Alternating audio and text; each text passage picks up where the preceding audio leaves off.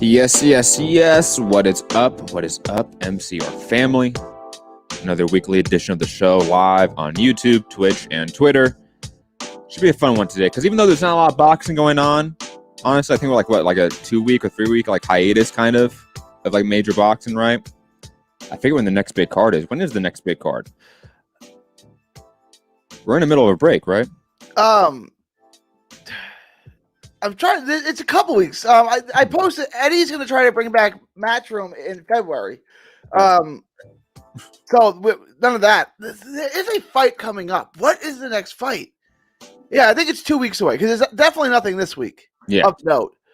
There is. I feel like there's a fight on 16th or something. Like, while you're looking it up, Gary. Yeah. I'm introducing the show. Luckily, we do have some like big topics to talk about, like Ryan Garcia, Gervonta Davis, Devin Haney. They are becoming the next big stars of the sport in a lot of ways, and they were in the headlines a lot in the last few days. So obviously, we're going to talk about what is next for the lightweight division, how it pans out, and as it seems maybe like we're getting Gervonta Davis versus Ryan Garcia, and then Devin Haney versus Javier Fortuna. But we'll get into that and all the like. Plus, we obviously have Anthony Joshua, who's one of the biggest stars in the sport, still out there trying to negotiate with Tyson Fury and give step-aside money to Alexander Usyk. Whether that actually pans out is yet to be determined. Like Gary said, we have match cards being pushed off at least till February because of the spike in COVID and in the new strain of COVID in the UK, which is alarming. And plus other ancillary news in the boxing world. Miguel Berchelt versus Oscar Valdez rescheduled. Ryoto Murata has been elevated as super champion at 160. So we know what that means. Triple G versus Murata in Japan. It's happening. Yay, I guess. In other news. But as he was talking earlier, I'm joined by the one and only Gary in Dallas. Gary, how are you, man? Yeah, there's one Showtime card on the 20th. Which is just prospects that you've never heard of. And then there's a fight on the 23rd, the Stephen Fulton versus Angelo Leo fight. So that's first hardcourse. It's a good fight. It's a really good fight. So that would be 2 weeks from this weekend. So there's nothing this week. I don't want to say nothing because there is a fight the next week, technically. And Takuma Inoue. How do you say his name? He fights in Japan, if that does anything for you. Inoue's brother. If that does anything for you. Which brother? Doesn't he have like 3? Not the smaller one, the one that's his size, not the middleweight one. The smaller one that has like no knockout power, but like is a decent boxer. Yes, the one. Yeah. Who did he fight? He fought one of the Maloney brothers. Was it one of the Maloney brothers? Wasn't it yeah? I forget. That guy. Not the one that fought Munguia. The one with no punching power at all. Takuma? Am I saying that right? Uh-oh.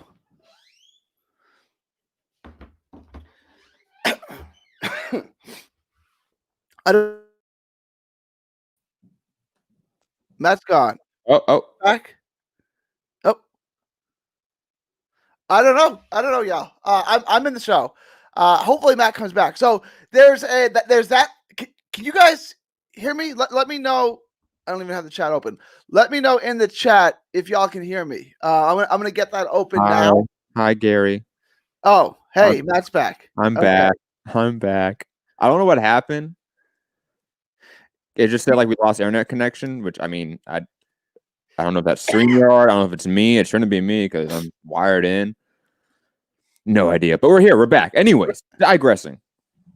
And it was weird too, because like I asked you a question and you had like a thinking look on your face. I just thought you were thinking really hard for several seconds. It was the same. I don't know if you were just like thinking. I was thinking. So much to talk to you on today's show. So let's just get into it. Obviously, shout out to everyone in the chat. PSK.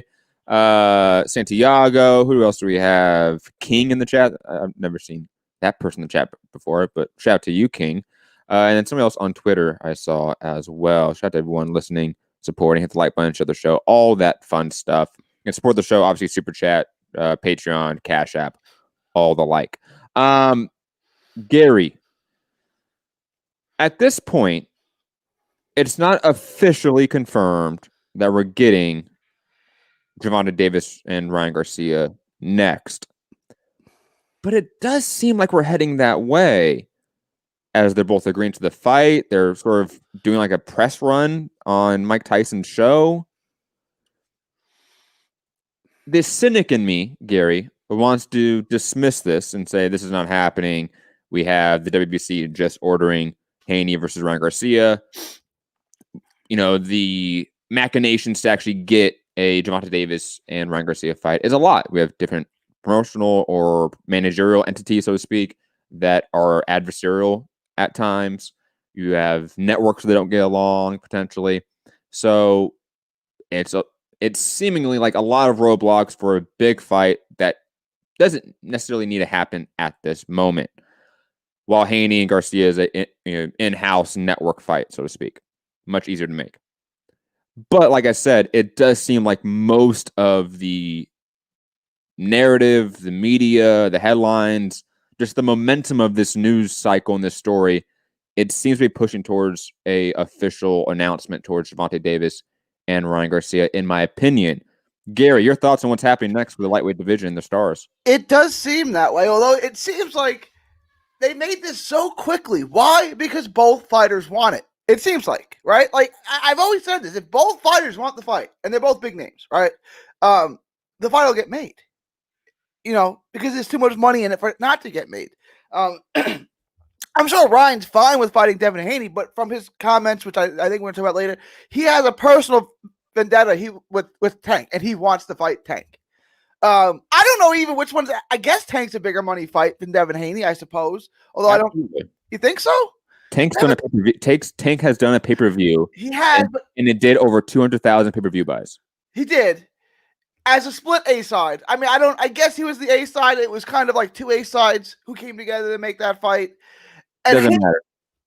Fair enough. In this case, it would be the same, right? It would be two big names coming together and bigger names. I mean, Ryan Garcia is a much bigger casual star than Leo Santa Cruz ever was. For sure. But is Tank a bigger name than Haney? I don't know. I mean, it feels like kind of the same. I guess Tank is more accomplished. Do you don't think so? Like, if you went to Instagram followers, who has more? I know that's not a great metric, but I'm saying, like, I don't know that metric. It's probably comparable in terms of IG for them both, but in terms of like who we have seen actually get a consumer base to follow them, it's been Tank. Tank has sold out like Atlanta. Like, he's done some events where he's made big bank on in terms of money in a metric that's comparable to stardom. Yeah. Devin Haney, he's done that at the club level to a point where he, due to his sort of independency, has been able to accumulate a lot of wealth for himself. But it's not because he's having big shows. He hasn't. And his biggest fight was Gamboa with no crowd. The difference with Haney is that he's always owned 100% of the pot. Yeah. At least from what we can tell before the Matchroom deal. He's always owned 100% of the pot as he's come up. That's how he got his mansion, his wealth in Vegas. Because he didn't have a promoter taking out a big chunk. He didn't have a manager taking out a big chunk. It was him and his dad. Although real estate's pretty cheap in Vegas. That too. mean, I've never seen his house. I mean, but he's got nice cars though. Okay, I've never seen his house in Vegas, but like you'd be surprised if you're buying like almost like $500,000 cars. I'm not a car guy, so like to me that doesn't even make sense. Like. I don't care. Why you would do that? Because it depreciates. Yeah, it's just like I have $1 million car. If you have the money, why not, right? I guess. I mean, Gary, there's not like a classic like muscle car that you would want. Like if you had the money, you would buy like a classic like Chevy Impala or something like that. I don't know. First, I can't drive because of epilepsy. So yeah, it's kind of a moot to me. You can sit in it. Yeah. If I had that much money, I'd have a bunch of property, right? Like I have a bunch of, and I drive my cars on my property. So I guess, and it would be more trucks. Although I like muscle cars. Like muscle cars are cool, like Mustangs and stuff. Yeah. I'm just not like I have $1 million. No.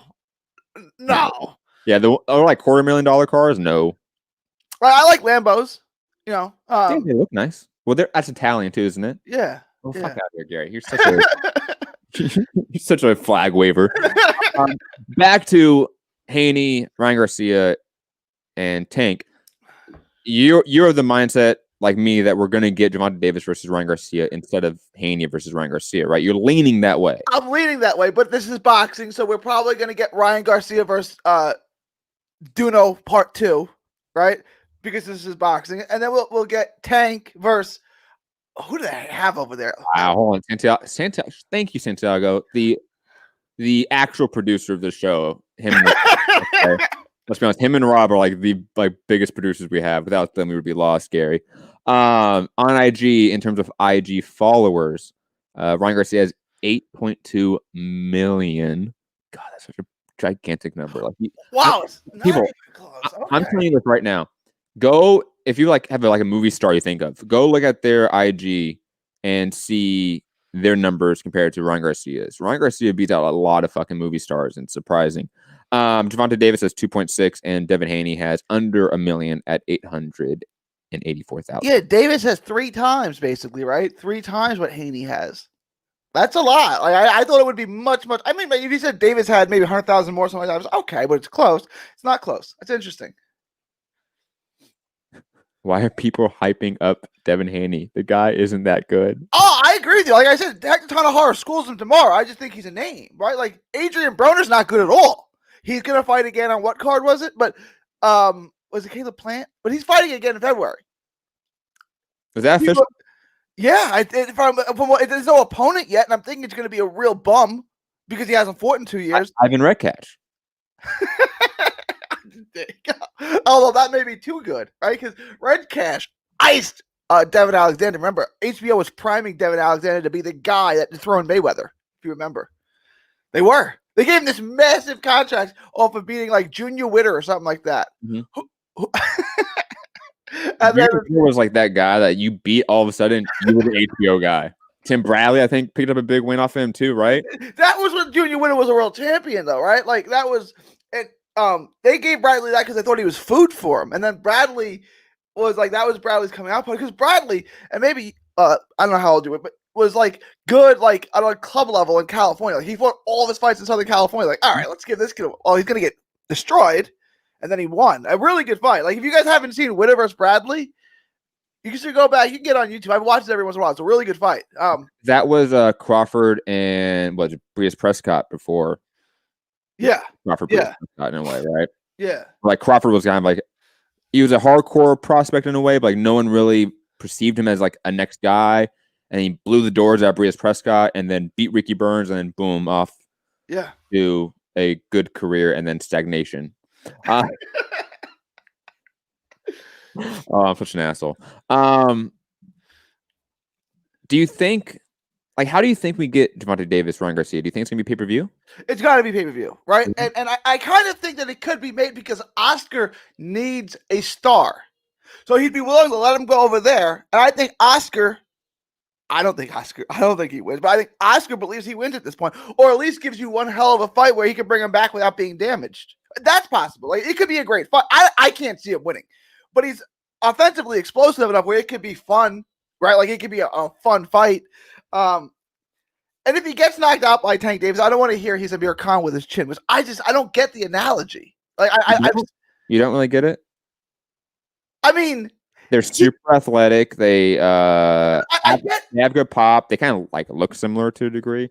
They're pretty boys, and at this point, they can get dropped. And it's not like Luke Campbell's packing heat, man. Pause. He got hit with, but this is like when Fury got knocked by Steve Cunningham. He got hit with a huge shot. It's not like you shouldn't have got. And I get Luke Campbell disguised that shot really good. He did. I'm not taking away from Luke Campbell like I did the Steve Cunningham shot, the Tyson Fury shot. He should have never got hit with. But what I'm saying is he got hit with a huge shot. It wasn't like he got hit by a counter right hand that was just kind of thrown that sent him down and out. He got knocked down. He got up pretty much unfazed, right? For as big of a shot as it was, and it sealed the deal. To be fair, for a lot of Amir Khan's career, it had to be giant fucking shots to put him out. Look at the Danny Garcia knockout. Look at the Canelo knockout. Like those weren't just like grazing jabs, and like the wind dropped him. Like we didn't get that Amir Khan to like Crawford. The Brandon Prescott one was, and they say he was drained, and that's when Freddie Roach took over City Rush. He's like, you can't fight it this way. You're at the wrong way. So maybe that was it. But the Brandon Prescott one was questionable. And I'm not. That one was bad. That one was bad.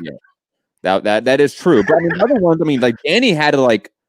It was like a round and a half it took to put him out, from what I remember, right? Because then he hurt him like the whatever round. Next round, he finished him. Yeah, I mean, come on, shout out to Amir Khan. And plus, like, it's not like Amir Khan had a bad career. No, I didn't have a bad. I mean, it was a disappointment. It's like he was in the same breath as it was like Andre Berto was my guy. I said Andre Berto's gonna be the guy, right? And it was him. It was Victor Ortiz, right? Amir Khan and Devin Alexander all kind of came up at the same time. Like, everyone's like, one of those guys is going to be the great ones, and none of them were. But none of them had a bad career. They all won world titles. I think when the comparison falls apart is that like Ryan Garcia, Tank Davis, Devin Haney, their ceiling to stardom seems so much higher than that crop you just mentioned. Absolutely. Even though skill level, like I don't know if any of these guys are going to be as good as Tim Bradley or Devin Alexander or Amir Khan. I don't know. You don't. Like long term, you just don't know. And they had all pretty good careers. But they were never the stars that these guys are seemingly becoming in front of our eyes. If you go back like 2008, so I guess that's 13 years ago already, I thought Andre Berto was going to be the next great welterweight. Like, he just looked phenomenal to me. He had the build, he had the speed, the power, right? It's like, okay, he's a little sloppy, but he's young. He'll fix it. He never fixed that at all. I think he got worse, right? And he just never. He was good. He had a good career. He's got good wins, right? Kind of. Andre Berto's the worst of the bunch, right? Yeah. And I thought, like, talent-wise, if you said who's going to be the great welterweight here, I was at Berto without even thinking about it, and it didn't work out. Remind me, like, what was like Berto's come up? Did he have like a long like amateur career that was like sort of like? Yeah, he did. So he was supposed to make the Olympic team in 2004, the team with Durrell and Ward and all those guys, and he lost. Oddly, right? Like, he got disqualified, and then they let him back in, and then he lost again. Right? They overturned the decision where he lost, and then he lost again in the Olympic qualifiers. So then he went to Haiti, right? Because his parents are from Haiti, so he qualified to be on their Olympic team. And then he was like one of the favorites to win the gold, right? Like, they took the top four guys, like, and then he lost in the first round of the Olympics. So his amateur career was weird, right? Like, he was, like, everyone's like, look how good this guy is, look how good this guy is, and then he keeps losing. It was like that, and then, like, I guess his pro career kind of turned out the same way. I'm trying to think of like a contemporary comparison for that, like Danny Garcia maybe, but no, Danny's got really good wins though. Yeah. Like Danny's 140 run was just too good. You can't take that away from him.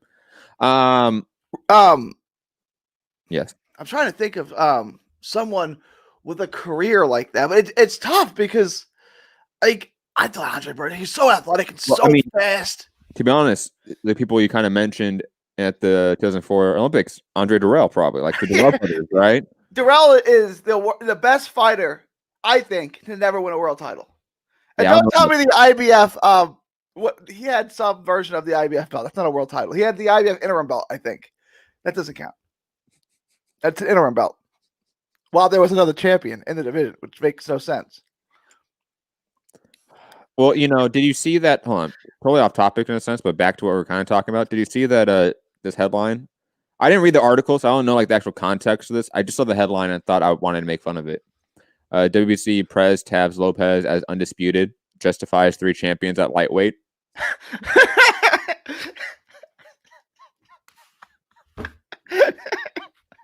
Come on, man. That is the best headline of 2021. Oh, that is so good. That's just golden shit right there, man. It's participation trophy award culture, man. Should I read like even what like his reasoning is? Yeah. Teofimo Lopez is the undisputed lightweight champion. Someone told the Ak and Brock show, and whoever beats Teofimo, if there is someone who beats him, he must be called undisputed.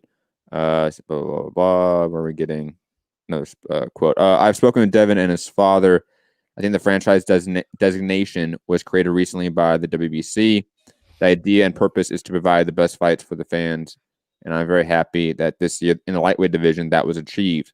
through the franchise naming, we got to see the fight between Teofimo Lopez and Lomachenko. And we saw Devin Haney recovering from his injury to fight Gamboa. We also saw Ryan Garcia fight Luke Campbell. I understand the confusion with the belts and perhaps the frustration, but we take the path of watching the best fights. I respect Haney. I'm very proud of him. I'm very close to him. And it's just a matter of all of them getting in the ring and forgetting all of that discussion on social media. Get in the ring and show who's the best. That's what everyone wants to see. The fact that like the person that is in complete, almost like dictatorial control over who actually is determined champion is like, no. Like, don't come to me to determine who's champion, even though I make the rules. You guys just like do it, ignore social media. Like it's nothing here, nothing behind the screen, everyone. What he's saying, like what it sounds like is no, those are all world champion caliber fighters. So it's fair, it's good. But it's like the Lakers are really good, right? The Bucks are really good, and the Nets are really good. Like they're not, but in theory they're really good. So like one team is going to win the championship, but you can't say, well, they're all really good, so they all deserve to be champion. That's not how it works. Like if it was a fan saying this, like it's like no big deal, right? Like some fan saying like, dude, like I love Haney, I love Ryan Garcia, I love Teofimo Lopez, and then they're all really talented. I want to see them fight, which is basically what he's saying.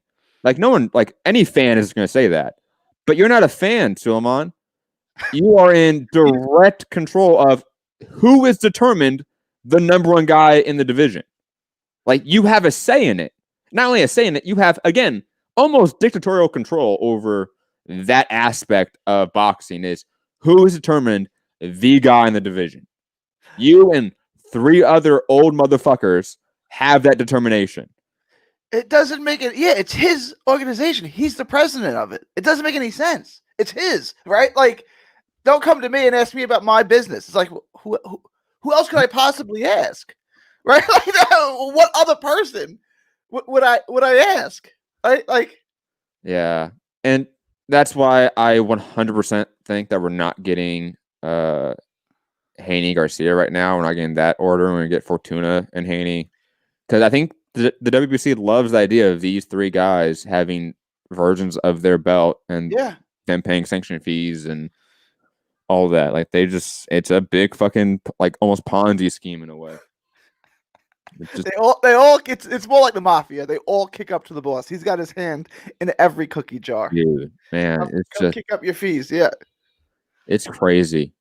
I don't know how these guys still put up with it. Like if you're a big name, like if you're Canelo Alvarez, like why would you still fuck with these? That's what I don't understand. Like, Canelo doesn't need any belt, no belt at all.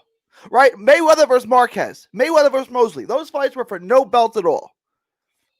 Did it matter? Did it affect pay-per-view? No, they both did over 1 million. Or I think Marquez did right around 1 million. And then Mosley did like 1.2, 1.3. Like, Canelo's bigger than the belt.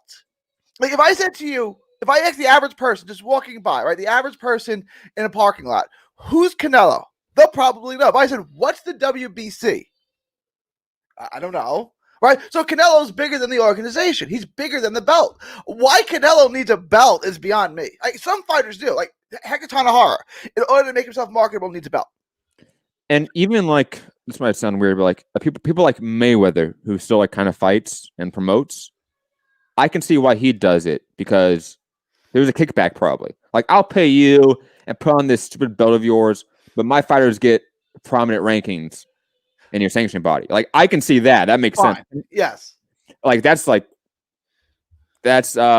capitalism 101 right there, man. But Bob Arum does not do that with the WBO. It's just a weird coincidence. No, that totally different, Gary. Totally different. But Canelo, he's not really in that position yet where he has like a stable of fighters where he's trying to angle to get into positions to capitalize on, right? Like maybe he has like Ryan Garcia and like his like inner camp, but it's not the same way as a promoter functioning and trying to like get deals with a sanctioning body or a promoter / fighter trying to get deals with a sanctioning body through putting on their stupid belts. It just doesn't make sense to me. Canelo, in this point in time, can clearly just step away from the situation if he wants to, but they won't.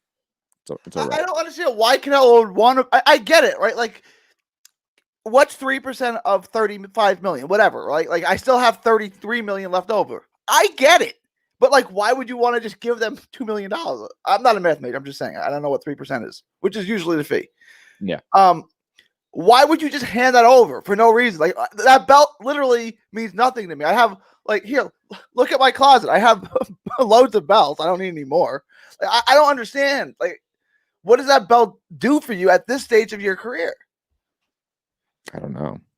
It's frustrating. Anyways, any other thoughts on the lightweight division? Teofimo Lopez being undisputed and having 3 champions in the division. Haney Fortuna, which seems to happen. I actually like the fight, by the way. If all things considered, I'm okay with that.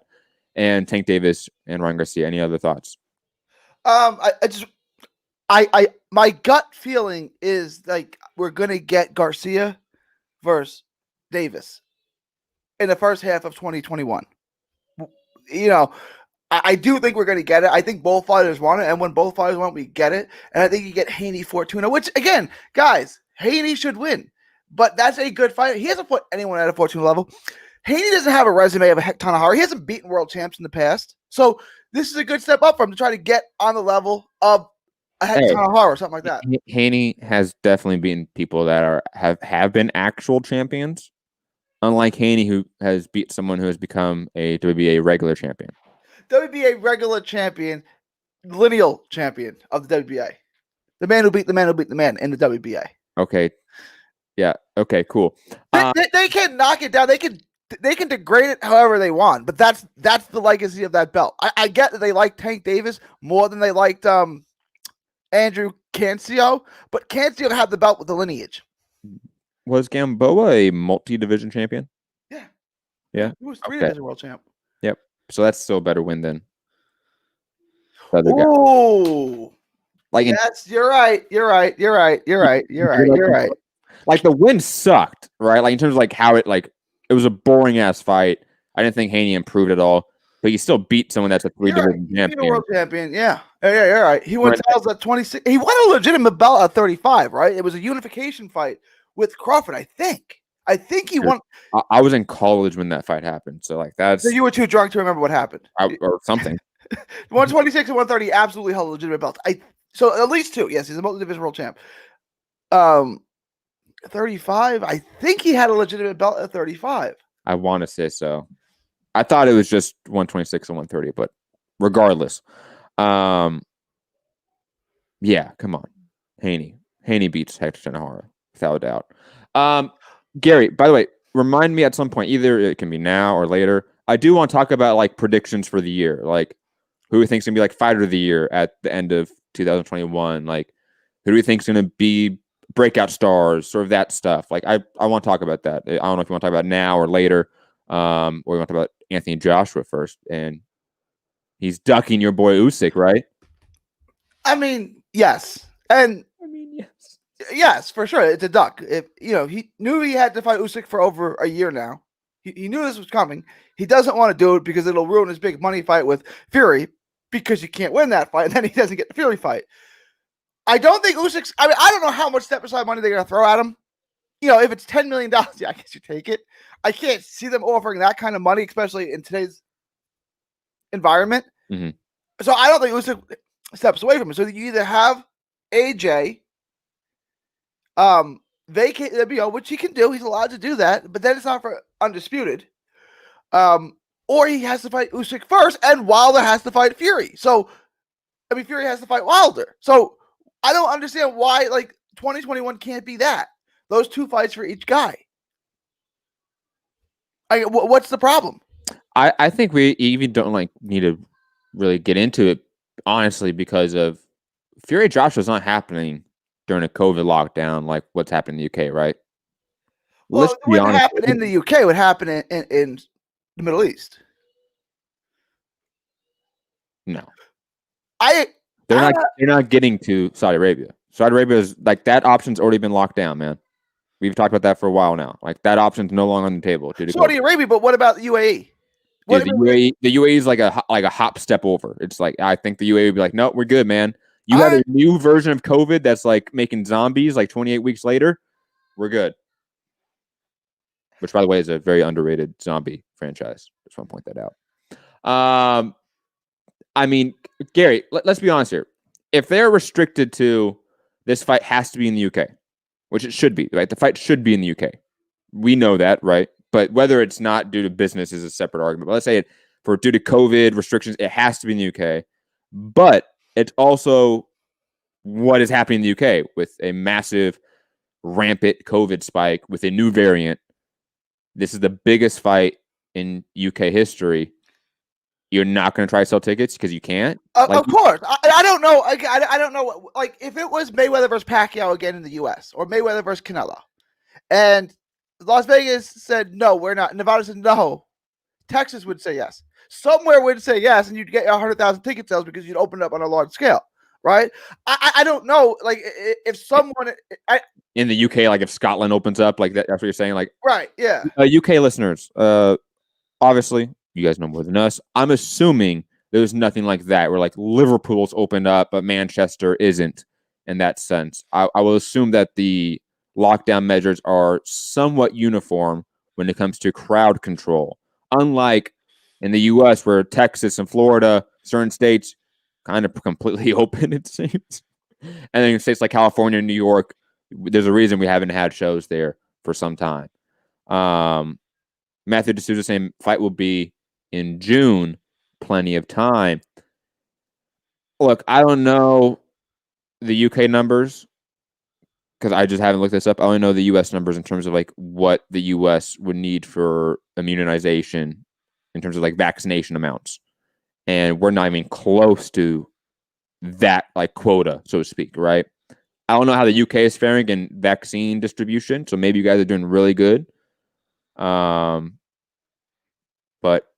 I doubt we see Fury, Joshua get put into a 20,000, 100,000 seat stadium and they be able to sell out half of that or something like that due to COVID. Like right now, that is off the table till COVID's under control. And the sad part is like with Joshua Usyk, that's going to have to be happening because it's mandatory. But that's a big fight too. That's another one that if it wasn't COVID, you could fill out Wembley with that because Usyk is sort of a UK star now. I agree. And like they did 1,000 fans for, was it Joyce or what fight was it? What fight in the UK had 1,000 fans? Was it AJ and Pulev or was it Joyce and Dubois? Either way, one of them had 1,000. Yeah, one of them it had to be Joshua, right? Because they wouldn't do it for Joyce and then not do it for Joshua. So it had to be the Joshua fight. I'm thinking it's the Joshua fight. Okay. What if they did that again? And instead of charging $1,000 per ticket, charge $10,000 a ticket? You'd still get 1,000 people in all of the UK. I say, all right, $10,000, you got it. I mean, there's enough rich people, right? All right, $10,000. Now, like, think about how much. That's 110,000. Someone do the math on that. 1,000 seats at $10,000 per pop. It's a nice little chunk of change to help offset costs, right? I mean, could you do something like that again? I don't know. Which was ridiculous because everyone they had it was Joshua because Mayweather was there. Everyone sat in the first row. I know there's only 1,000 people in, but everyone sat in the first row. So it's like, Gary, come on, man. Are you shocked? I mean, no, but like, you did 1,000 so you could space everything out, right? Like in the World Series in the playoffs, they had whatever it was, like 5,000 fans or 1,500, whatever I forget the number was, right? But like everyone kind of like each family, you up by 4 tickets or 6 tickets, 4 tickets, I think, right? And you basically had your own section, right? There was nobody near you. And I get everyone, but I guess there was no DVA. Every ticket was $1,000. So I don't know. Like it just seemed like that was weird. Like if you're gonna have only 1,000 fans, wouldn't you space them out all over the arena? Yeah, but they didn't do it. And now it's changed. Like now it's full lockdown. Yeah, full lockdown. That's why matching has been moved to February in terms of all cards. That's why the Josh Kelly card got moved back, right? And PSK saying I think Undisputed would be in Saudi Arabia, sort of echoing what you say, Gary. Last time I checked, Saudi Arabia is not allowing travel from the UK. Would they make an exception for a big gate? I don't know. Saudi Arabia, do they really need a couple more million? Not the money so much as being able to say I hosted the event. You know what I'm saying? As a infomercial kind of country. You know me, I've talked about sports washing a lot in the past, right? Yeah. They've already had like a couple AJ fights, I feel like.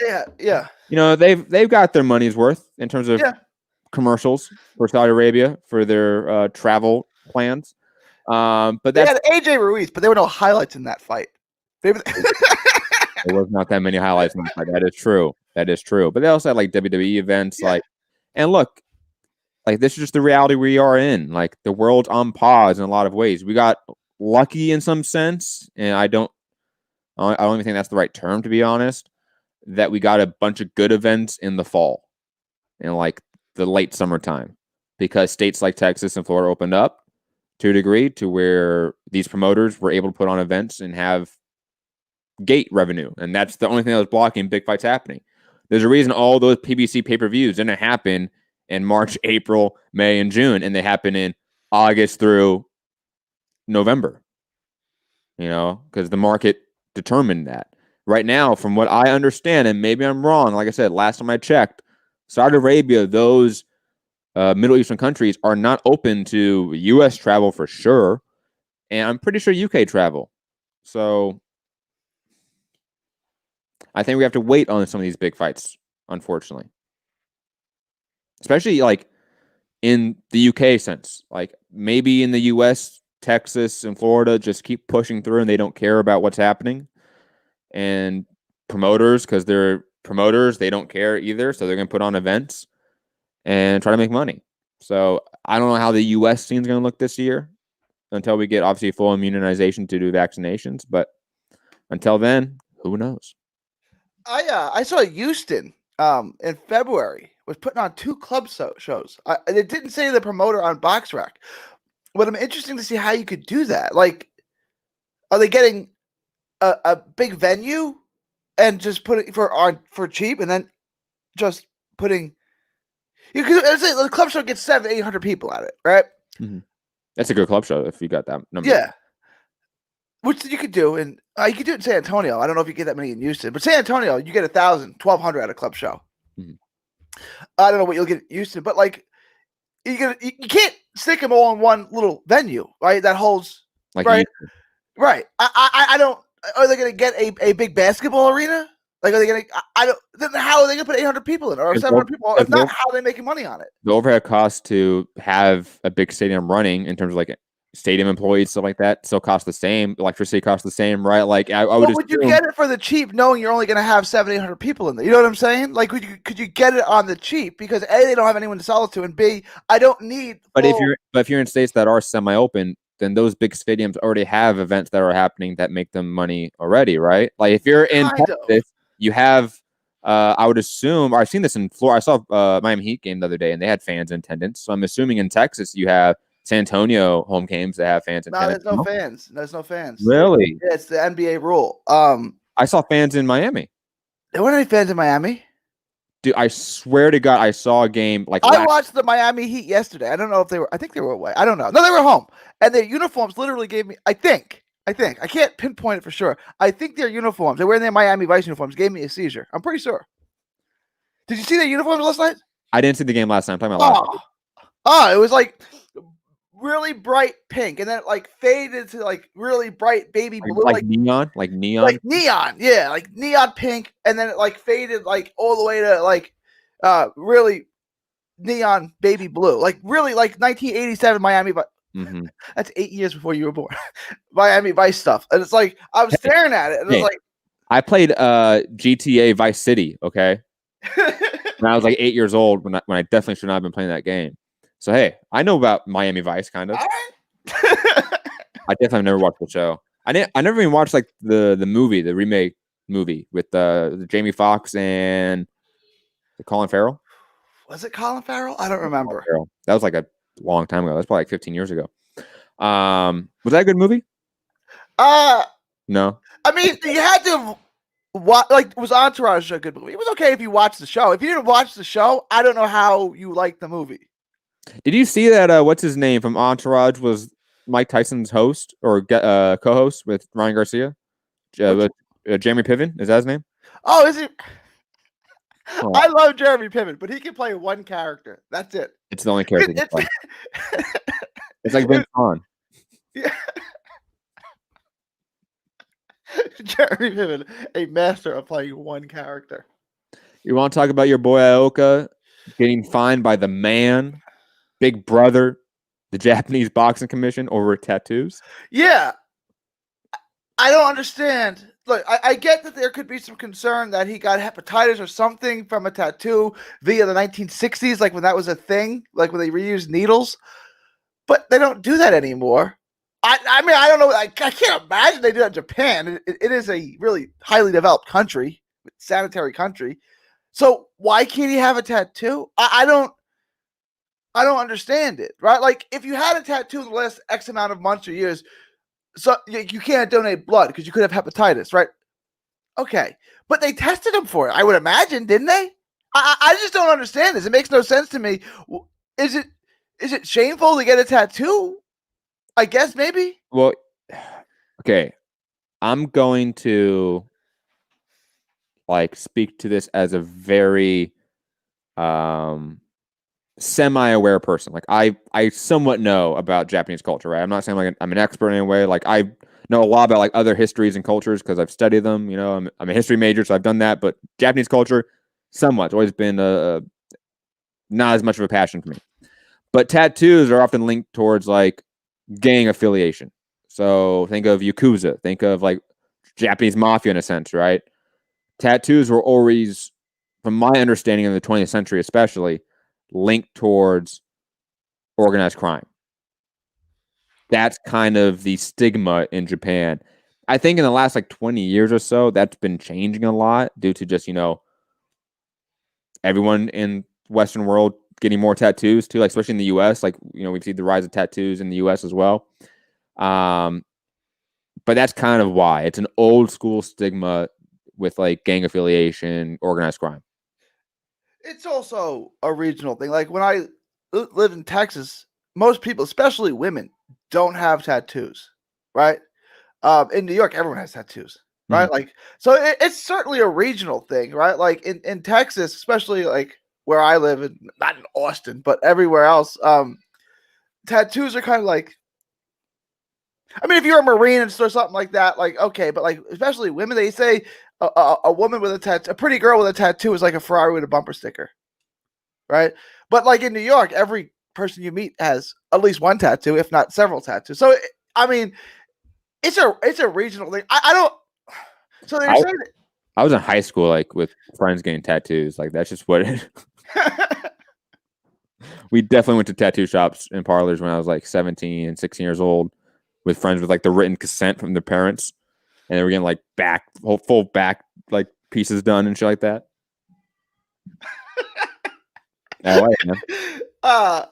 What was it? Carl Crawford, the guy that was drafted in the same draft class as Josh Hamilton. They were in the minor leagues together, right? Josh Hamilton, he's from the South, he's from a small town in the South. Like, wow, you got a tattoo? And Crawford's like, yeah. He's like, how'd you do that? He's like, you got a $3 million signing bonus. Take your $3 million and go get a tattoo. Like, how did I get what I went to a tattoo? No, you're right. Like I know I spent a lot of time in the South. There's not as much tattoos there, especially like you said on women.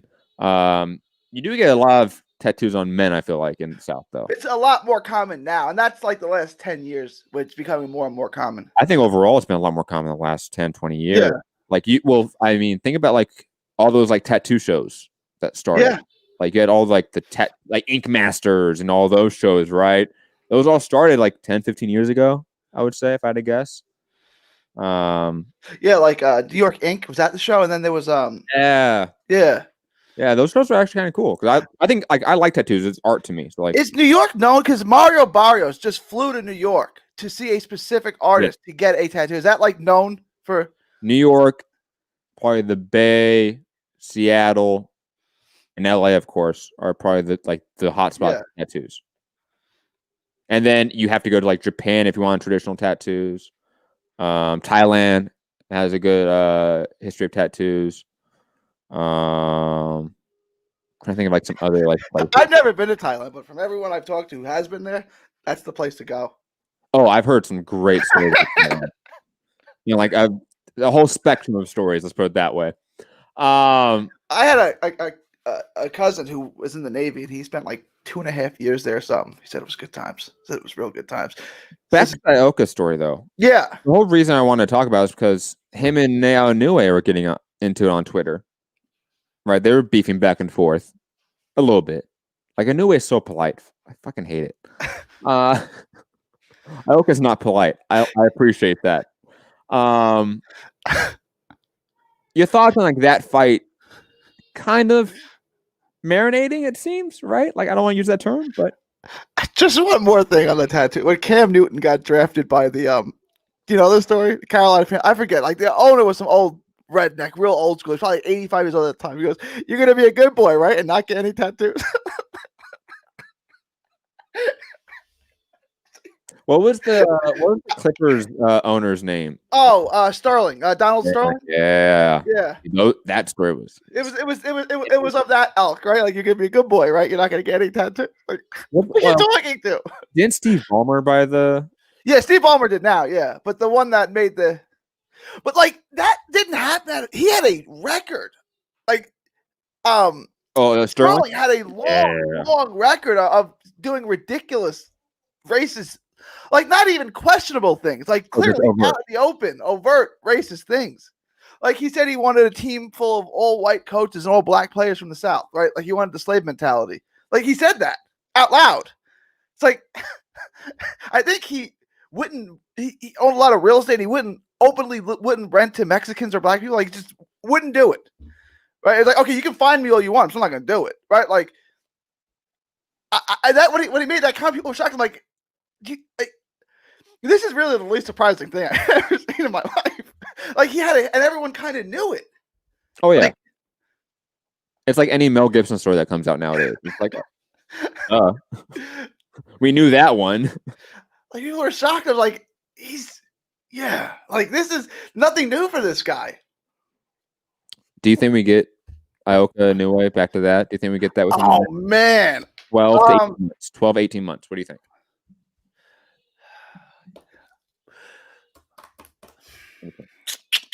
No, I don't. I would love to see it. I just don't see it happening. Why? What's the holdup?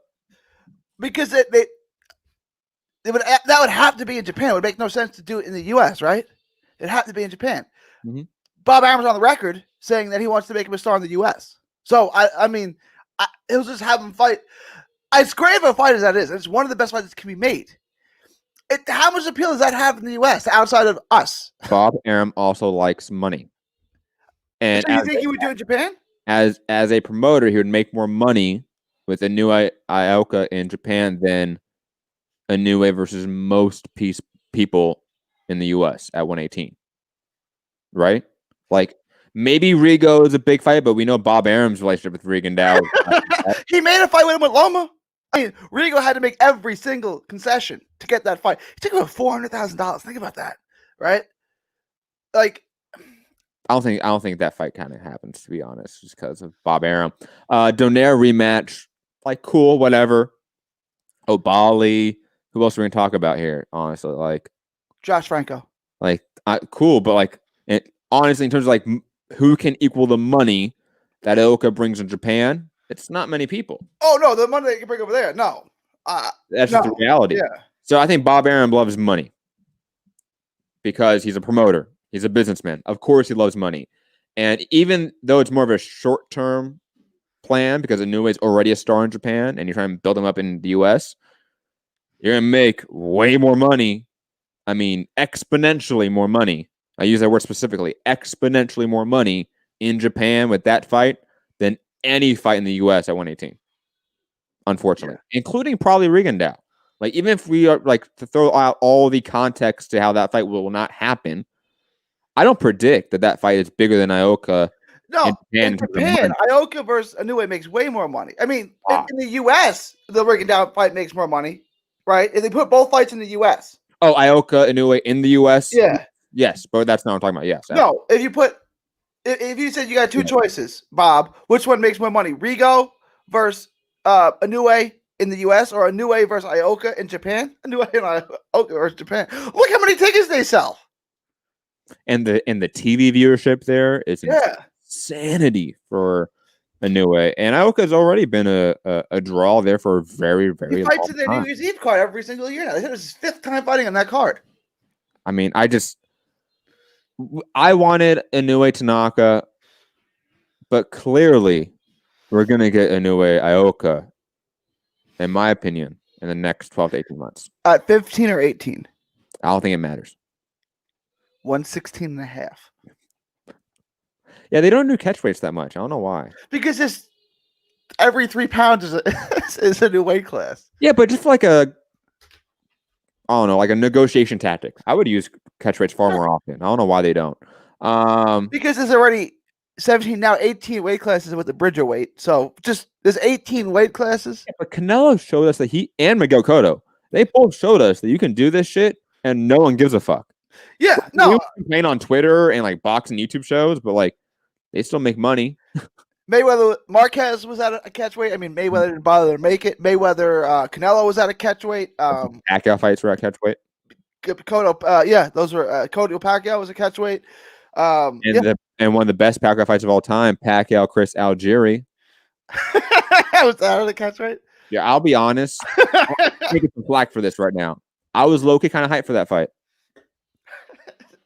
Not because I thought Algieri would win, but I liked Algieri. I liked how he fought. I love the Provodnikov fight. That was one of my favorite fights of that year, whenever that year was. Yeah, I was low-key hyped for that fight. Compared to like Jesse Vargas, come on.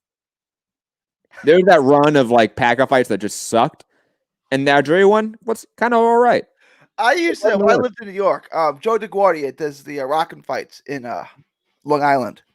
And Algieri was like his guy. Like Algieri used to pack the house for him. I can't believe that guy. And I don't think he beat Provodnikov, but he got the decision. I think he won, right? Lots of people think he won. I could have never guessed that guy was going to be a world champion. I would have never guessed it in a million years. I didn't understand why he was a draw as a club fighter, but he went on and had a pretty good career. Because he had that like Long Island accent. Right? Like that's just the reality. If you're white and have that accent, you can sell in the tri-state area. No, he can sell. I just never thought it would translate like he would. No, you're Monahan. They might Shawnee Monahan. That dude was a draw in the tri-state area. Yeah. And I think retired after his first loss. It was the Irish, because Shawnee Monahan was, real Irish looking. His name is Sean Monahan, right? Like there was a reason why John Duddy fought on every Pacquiao card back in the day. It was because like every single Irish bar in New York would buy the fight for Duddy, right? Like there is still a big Irish population that loves rooting for Irish fighters. And Shawnee Monahan, as terrible as he was, and he was not good, fit that bill. It's just like John Duddy. John Duddy was decent, right? I mean, it's never going to be a world. Do you remember John Duddy? Kinda, I'll be honest. He used to fight at the small theater in the Garden a lot, and it was a lot of times on Pacquiao undercards. Like he had a following. I need to see a picture. Irish John Duddy. How do you fucking spell that? Duddy, I would guess. I gotta. Oh, here we go. He was an actor as well, by the way. I wonder what his IMDb page looks like. Of course, there's no picture of him right here. Fucking hell. Anyways, what were we talking about? I forgot.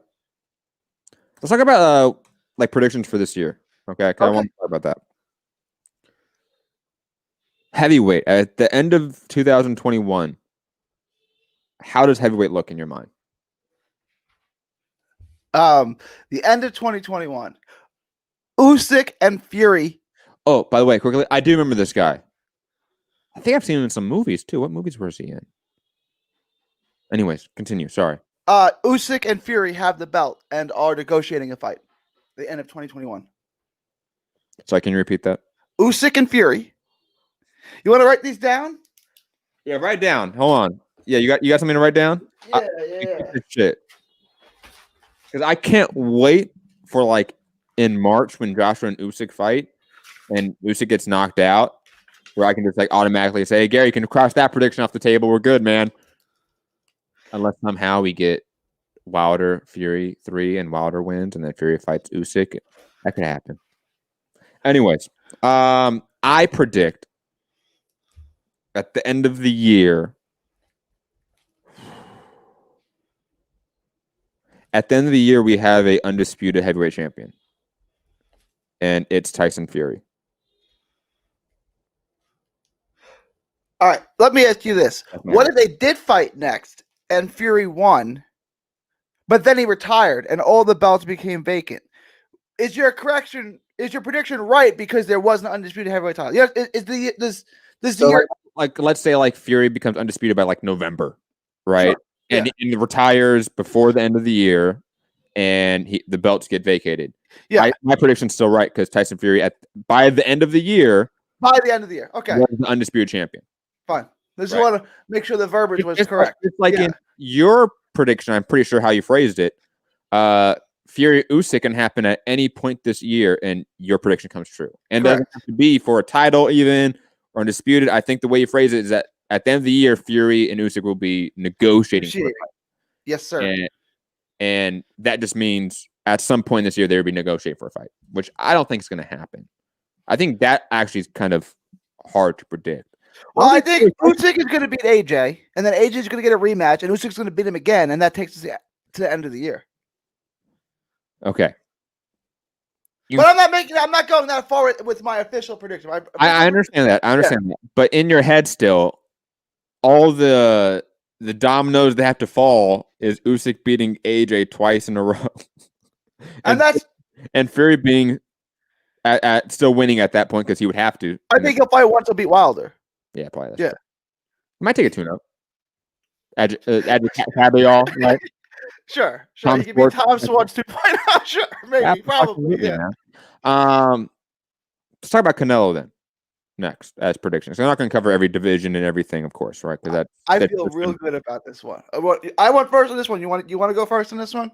Sure, of course. Like the Canelo prediction for 2021. What's your prediction? Okay. So Canelo fights 3 times. Mm-hmm. He fights Giovanni Yildirim. Okay. Knockout victory. He fights Billy Joe Saunders. Decision victory. Then he fights at the end of the year, Caleb Plant. I will agree with your first 2, so you can write that down for both of us. I do not agree with the last one. I think the last one's going to be Triple G. Okay. I'll say that. That'll be my prediction. So I say Yildirim, BJS, and Plant. And you say Yildirim, Billy Joe Saunders. And then Triple G. That makes the most sense to me. Because, look, Triple G is about to be a unified middleweight champion again when he beats Murata in Japan, right? Because Murata has a full belt at 160 now. If you're Triple G, you're now faced with unifications with either Andrade or Murata. Who do you pick? So, with the dynamics of it, can Triple G, because that fight would be in Japan, where they could have fans, but Triple G lives in California, doesn't he? Or does he live in Kazakhstan? I don't know. But if he lives in California, he can't go to Japan, can he? Yeah, but you can do one of those things where you fly to a country that's open to you, then fly out. You can finagle it, right? There's enough. I've seen enough CEOs do that, like Len Blavnik. I've seen shout out to RJ on Twitter sharing where Len Blavnik's plane private jet is at. That motherfucker is still traveling. He's not stopping. If you have a private jet, I mean, you can get away with a lot. You get away with it. I mean, they can fine you and stuff, but if you're Len Blavnik, do you really care? You know what I'm saying? You're Triple G. You have stock in Len Blavnik's company. Sell it now, if you can. And let's be honest. I mean, the Murata fight is a money fight in Japan for Triple G. Oh, for sure, yeah.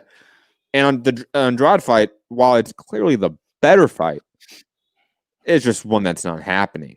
And if Murata is now available, he's a real champion in the middleweight division now. Yeah, I'm sorry, Andrade. I feel really bad for him. He's kind of shit out of luck, isn't he? Maybe he'll get the Munguia fight. I could see that, but then no, because the whole point of giving Munguia to Triple G is that Triple G has some star power. So if he loses to Triple G, it doesn't matter. Yeah. If he loses to Andrade, he has no star power. We don't rate him as highly as Triple G. You know what I mean? It just... Who can Andrade... At 60 or 68, who can he fight? I'm trying to come up with names. Like, who can he fight? I mean, if you want to go up to 168, he could, but that would be tough for him. I don't think he's the biggest middleweight, in my opinion. No, but he says he's willing to do it, right? Yeah. He would have to, I think. I mean, here's the deal. I don't think we get him versus the PBC fighters. I can't see it either because it would have been made. Him and Charlo would have been made by now. And I mean, do we get Billy Joe Saunders instead? I don't know. I think he's sort of earmarked for Canelo now. That's what I'm saying. Nah, Billy Joe's not going to risk it fighting because, like, I think Billy Joe. I mean, Canelo's going to fight Yildirim next. He is, right? I don't think Billy Joe would, in the interim, fight Andre and risk losing a Canelo fight. You know. Mm-hmm. PSK saying Andrade versus Charlo. Oh, John Ryder. Does that help? Does Callum Smith at 68? Does anything like that help? It's like I don't think Eddie's going to give Callum Smith off of a loss to Andrade, right? Like you're going to have to wait a little bit for that, maybe. If he goes up to 68 and he loses, right, he can still come back down. He still has the belt at 160. So he hadn't really lost. But you don't think he wants to risk losing Callum Smith because Callum Smith is the bigger draw? No. Callum Smith is coming off a loss right now. Callum Smith is not heading into a big fight. Okay. He's taking a tune-up. Taking a tune-up. Right? So, like, John Ryder, while, like, that's, like, a much better fight than what he's been fighting, it's not the most enticing matchup. I think Andrade's just kind of, again, shit out of luck. He's going to have to take short money, probably up front, and for a lot of these big fights. That's just the reality. He's going to have to work across the aisle and play B-side for all of these fights. And that's just the reality. Whether it's Jamal Charlo, whether it's 154-pounders moving up, whether it's Munguia, like, Andrade is just in this position where even his own network don't care about him. And they said that to his face numerous times. So, I don't know. Moving on. Unless what? No, that's 175. Never mind. I was going to say, what about the winner of Kovalev versus, but that's 175. But that... No. Yeah. I mean, good. If Kovalev wins that somehow, why not? Can you give him Jacobs at 68? Ooh. That's the only name I'm seeing. PSK bring up another good fight that I would be okay with. Andrade versus Derevchenko. Yeah, I'd be okay with that. Absolutely. Okay. Yeah. Honestly, that might be easy because Derevchenko's, he is the perpetual B-side. Yeah. So you can make a fight with him. Unlike, let's say, a guy like Jacobs who makes millions and therefore views himself in a different light than Derevchenko. But yeah, Derevchenko, absolutely. He beat Triple G. And I'll be honest, I probably pick Derevchenko to beat Andrade, like slightly. Like that's going to be a close decision at the end of the day, right? I feel like Derevchenko may get robbed again. Although he'll lose the first couple of rounds, he may get knocked down, but then he'll come back and he'll rally and he'll win all. You know what? I may take Derevchenko to win that fight, right? Just because Andrade doesn't. Fell asleep. Yeah. If Andrade was a guy that like took just the middle rounds off, but like was really active in the last last 3 or 4 rounds, and the first 3 or 4 rounds, I wouldn't care. I would probably pick Andrade, right? I would ignore his inactivity in the middle rounds. But from round 3 on, Andrade doesn't do anything. So I'm picking Derevchenko just because he does stuff. It's pretty simple. Brandon Ingram on the Pelicans said it's not called a two-way player, right? It's someone who plays offense and defense. He's like, I hate when they call me a two-way player. It's called a basketball player. Basketball players play both offense and defense, right? Like, I feel like there should be a term for that. Like, Andre is a 3-round fighter, and then he takes a nap for the next 9 rounds, right? Like, he's not a two-way player, right? He only fights the first couple of rounds, and then takes the other half off. But it's not even him. It's like 9 rounds. And he's done it his whole career. When he was coming out as an amateur, he was such a highly talented amateur. Mm-hmm. And he signed with LaGuardia. And so I was like, that's weird. And it's like he's got to get out of there if he wants to get a big fight. And then he signed with Eddie Hearn, and it's gotten worse for him, right? Like, I don't know. I mean, this guy just can't get a fight. PSK saying Andrade versus mandatory Williams. I mean, that would be a good fight, but it's not as good as Derevchenko. That's just the reality. Matthew D'Souza bring up Andrade versus Eubank Jr. I wouldn't mind that one, all things considered. He's not going to get a PBC guy. No, he won't. But I mean, in terms of like Yeah. value, I wouldn't mind that. I mean, I don't love that fight because I don't think he's good. I don't think Eubank is good, right? But it's a name, right? Mhm. Like, I mean, can we bring George Groves back? Can we do that? Oh, no. I mean, you know what I'm saying? Like, Chris Eubank Sr. is great and should be in the Hall of Fame. Chris Eubank Jr. Let's talk about welterweight now. The sort of hot topic issue in boxing. My question is, who is the consensus number one guy at the end of 2021? As pound for pound? Pound for pound. And the way we will judge that at the end of the year is by typing like ESPN, BoxRec, and like a couple other publications. We'll just look at the major publications, see who they rank as the pound for pound number one at that division, let's say, or let's say the highest welterweight ranked in the pound for pound. I feel if there's a consensus number one, we'll know who it is. Like right now, without looking at anything, who's number one pound for pound fighter in the world? Canelo. Right, like you kind of know that, but except ESPN puts Crawford at what? We might have to ignore ESPN. That's what I'm saying.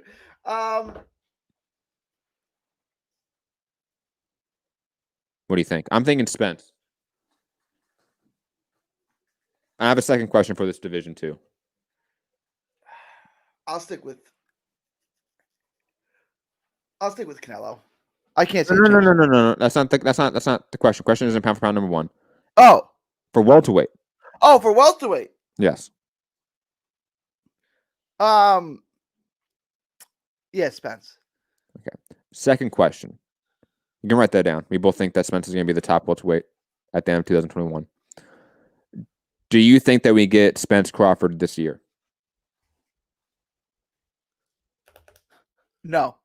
Wow. Gary, you are a pessimist. You want to know why I think that? Sure. I think because we get Crawford Porter and Porter beats him.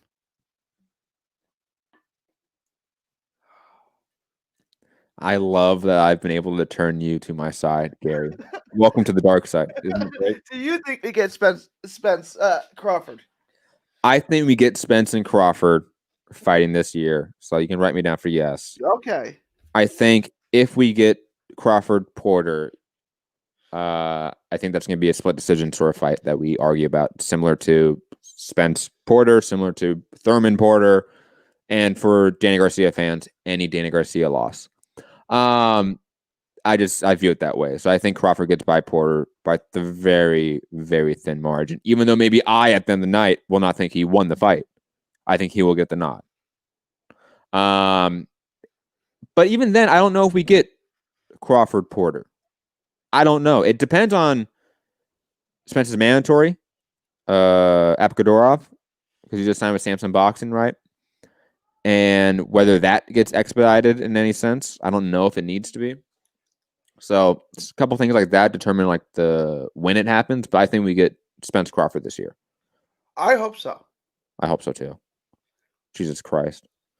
140 pounds. That's the only question I have. Do you think we get Josh Taylor, Jose Ramirez this year? Absolutely. Okay, I do as well. Who do you think wins that fight? Taylor.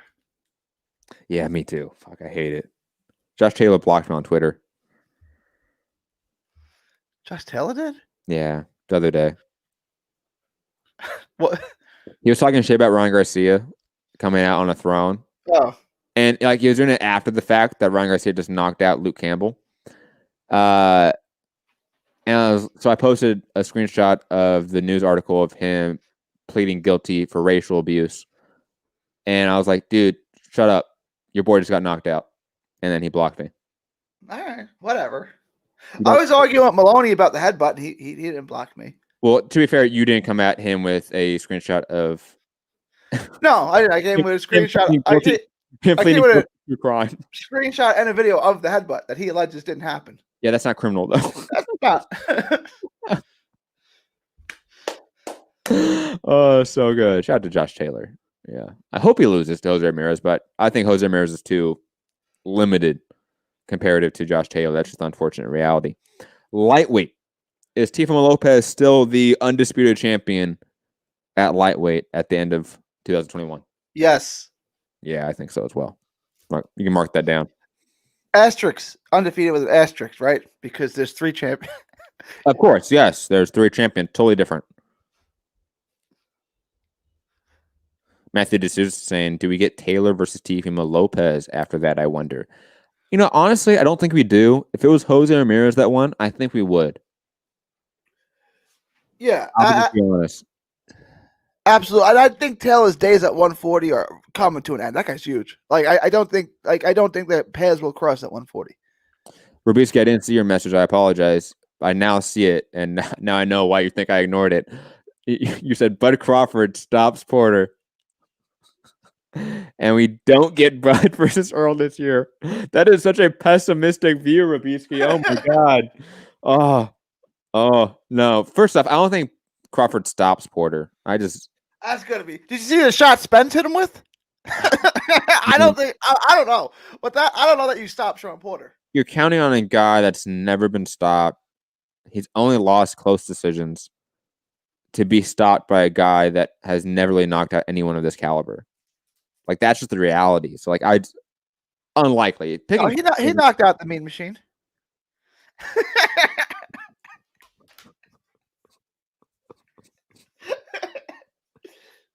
Oh, God damn it. God damn you, Gary. You bastard. What else for predictions? Let me think. Super flyweight. Let's jump down to that. Super flyweight. Who is the top guy at the end of 2021? Josh Franco. No. Ioka. I think Ioka upsets everyone. I mean, he could lose to any of those guys, but I think I'm picking Ioka to beat everyone in that division. Write me down the same answer. Oh, I love it. I've turned, guys. I'll be honest. Just like I have changed a lot of you into Canelo and Ryan Garcia stands, I have now become an Ioka stand because of a lot of you. It's just, how can you deny the guy? He has tattoos and says "fuck you" to Inoue. He is a hero. He is the hero that we need, that Gotham needs. No, honestly, I think that's it for the questions I have. Pound for pound, who do you think is pound for pound at the end of the year? I'm gonna stick with Canelo. Canelo. Okay. Holds out for another year. Breakout star, prospect of the year, stuff like that. You want to talk about, or so? Any other wild predictions you just want to put out that are kind of not in a specific category? Like Hector Tanahara prediction that he beats Ryan Garcia and Tank Davis at the same time. I don't know. He's not getting the respect he deserves, right? He's beat a world champ. Ryan Garcia hasn't. He beat an Olympic gold medalist. And don't use my argument against Luke Campbell against me. I picked Luke Campbell to win the fight. I'm not downplaying the Luke Campbell fight. I was confident Luke Campbell would win that fight. I'm impressed with what Ryan Garcia did. Right? It's a good win. I'm just saying, Ryan Garcia, in totality, has a better resume than Hector Tanahara. But he doesn't have a world champion on his resume, so he's still a prospect. While Hector Tanahara is a legitimate contender as he's beaten a world champion. He's probably in the top 15. Hector Tanahara? Yeah. Runs the division. I mean, come on, Gary. Put on your objective hat for a second, right? He's on the top 10 right now, probably. There's guys like Ricky Burns and Lee Selby still in the top 10, probably. Ricky Burns, is that guy active? When was the last time? I know he hasn't ever retired. He arguably just beat Lee Selby. Oh, that was still a year and a half. When was that fight? Well, 2020 is a wash, right? Yeah, seriously. It's probably 2019 when that fight happened because we had Selby Kambosos in 2020, right?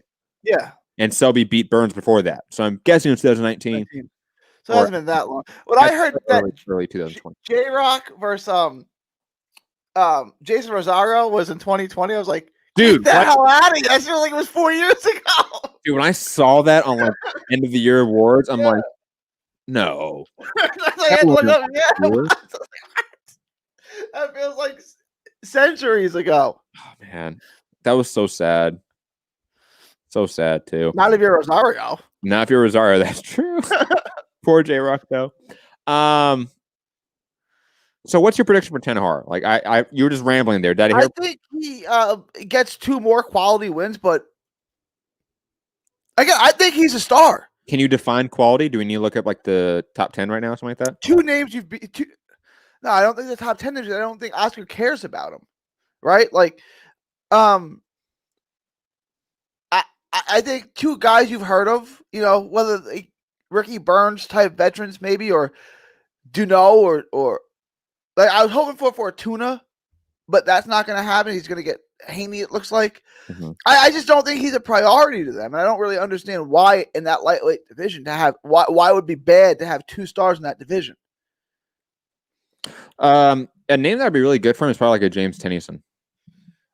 Yeah, no, I agree. And Tennyson fights at 35 now, right? Mm-hmm. That's why I mentioned it. Yeah, he looked great at 35. That's what me and Rob were gushing over him. And you're like, guys, it's still James Tennyson.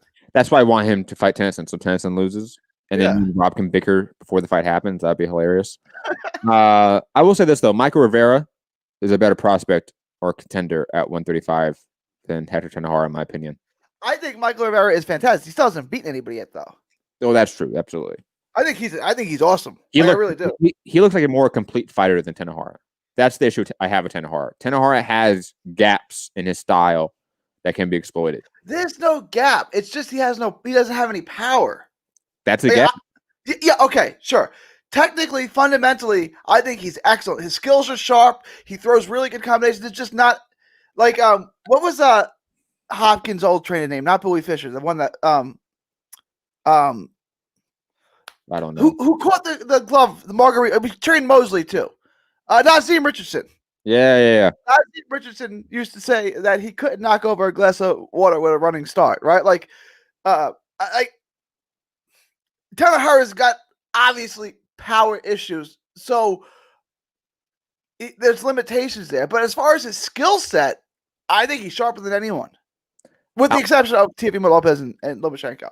I think he's a perpetual mid-range fighter, which means that if you are a elusive outside fighter, you can give him issues. If you're a very talented inside fighter, you can give him issues. Like that's why I talk about when I say like stylistic gaps. Like I don't see a guy that's really comfortable on the inside. Go back and watch his last fight against Burgos. I remember his last fight. With Burgos. But Burgos is not an inside fighter. Burgos is another mid-range fighter. Right. And Josh Franco just got knocked out in San Antonio. They went crazy. And Hector tried to gear it up and get a knockout too, except he doesn't have any power and he couldn't get the knockout. And I get it. Like he can't fight Tank Davis on the inside. I agree with you on that, right? I get that. But like Javier Fortuna, for example, like that's the name you mentioned. Yeah. Javier Fortuna would give him a ton of issues on the inside. And if he can beat Fortuna, then he's ready for anyone in that weight class, except for Teofimo Lopez, because that's a different animal. But not even regardless of that, it at least shows that he's in the top 10. Absolutely. Right. But in terms of like stylistic holes that I have yet to see really closed up, he has yet to fight an inside fighter that can truly give him issues. You know who I want to see him fight? I think he's making a comeback, Richard Comey.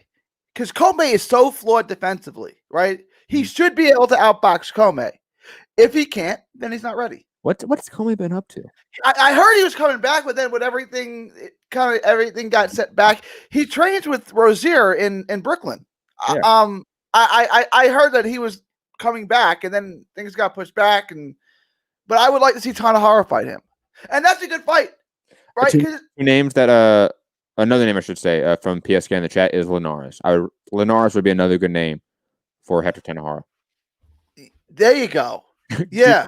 Face guys, you're like, that's the one. It's a Golden Boy fight, so why not make it? Because Oscar doesn't care. That's the only reason why it wouldn't get made. But even then, like Oscar doesn't care about Linares too. So he's just not. You're gonna get a year from now. You're gonna get Tanahara versus Juan Carlos Burgos Part 2. Oh because it was just easy for him to make. Like when you got Rashidi Ellis for some.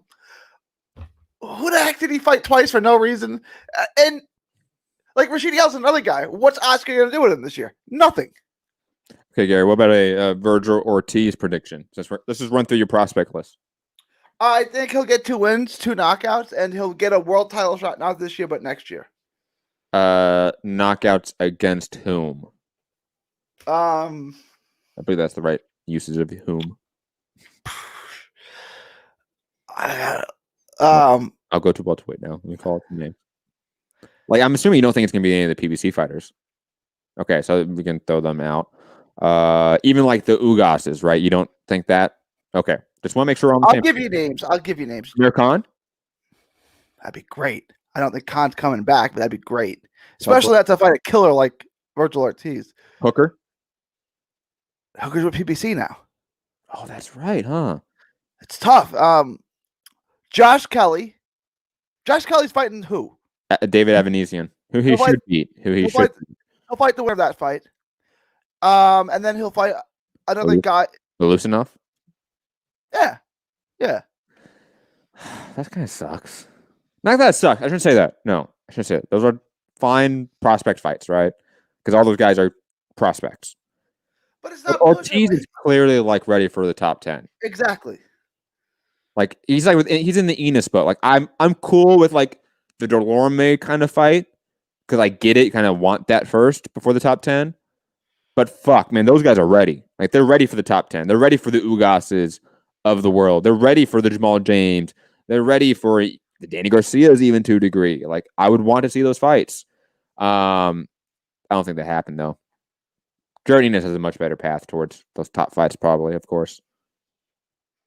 I'm so mad that Lopez is in the same camp because that would be such a perfect fight for Ortiz. And Lopez is a PBC fighter that they would throw away to the wolves. Yeah. Fuck. Omar Figueroa? PBC guy. Yeah, but like did they throw him away? They would throw him away. I think Omar Figueroa knows Virgil a little too well, and he ain't taking that fight. Although if you threw the right money at him, maybe he would take it. He's a former world champion, so you would want that on his resume. Mm-hmm. But I think he probably knows Virgil a little too well. Like, I'm not fighting that guy. I'm not fighting him. But I would love that fight. I wanted that fight for Barrios. A name that should be obvious, Jesse Vargas? Yeah. Does he get the call for Ortiz? That would be great. Again, I just don't. Yeah. I just don't know because you'd have to pay him, right? You would have to pay him, yeah. I don't think Oscar's into that. But see, the thing is, like, Jesse Vargas, not that, like, obviously he's, I think, getting overpaid for what his real value is. But he does bring some value. He brings some value. I don't think the value. If you were a promoter, would you pay him what he's getting paid? But here's the deal. If your next options are just Jesse Vargas, I mean, who else? Let's name some. Josh Kelly, Lusinov, Ray Robinson. I mean, what are you doing? Like, you're kind of treading water so much, and you need to get him in that conversation with the top. So, yeah, it's going to be a loss leader, but look, you don't have a Canelo. The welterweight division's on fire right now at the very top. You need to get your guy in there at the very top. So, yeah, absolutely. I think it would be worth the money. It would be a loss leader for sure. But, again, you don't have Canelo Alvarez. And when he comes to your events, he wears Matchroom gear. Could you get him the Mean Machine? Would you think Aaron would be willing to do that? Is Mean Machine even really tied to Aaron? I think so. Is he not? I don't know. I don't know either. I thought he was because he fought on a bunch of cards that Ramirez fought on in Fresno. Is it Fresno? Yeah. Or whatever. Yeah. Not Bakersfield. I think he is. How about that? The Mean Machine. Yeah, I would take that. I'd rather have Jesse Vargas. Yeah. His promoter is so incompetent, right? Like, he's just so incompetent. PSK mentioning Ortiz versus Mike Garcia, but they're the same camp, guys, unfortunately. You get Abel Ramos or Sergey Lipinets. Those are names, but they can't do that because your promoter sucks, right? Like, you think if you and if you had like a decent promoter, you could get those B-sides. That's what I'm saying. It wouldn't be that hard. You have to pay him a little bit more, but that's fine. You have to give some PBC like prospect maybe some undercard slots, but who gives a fuck?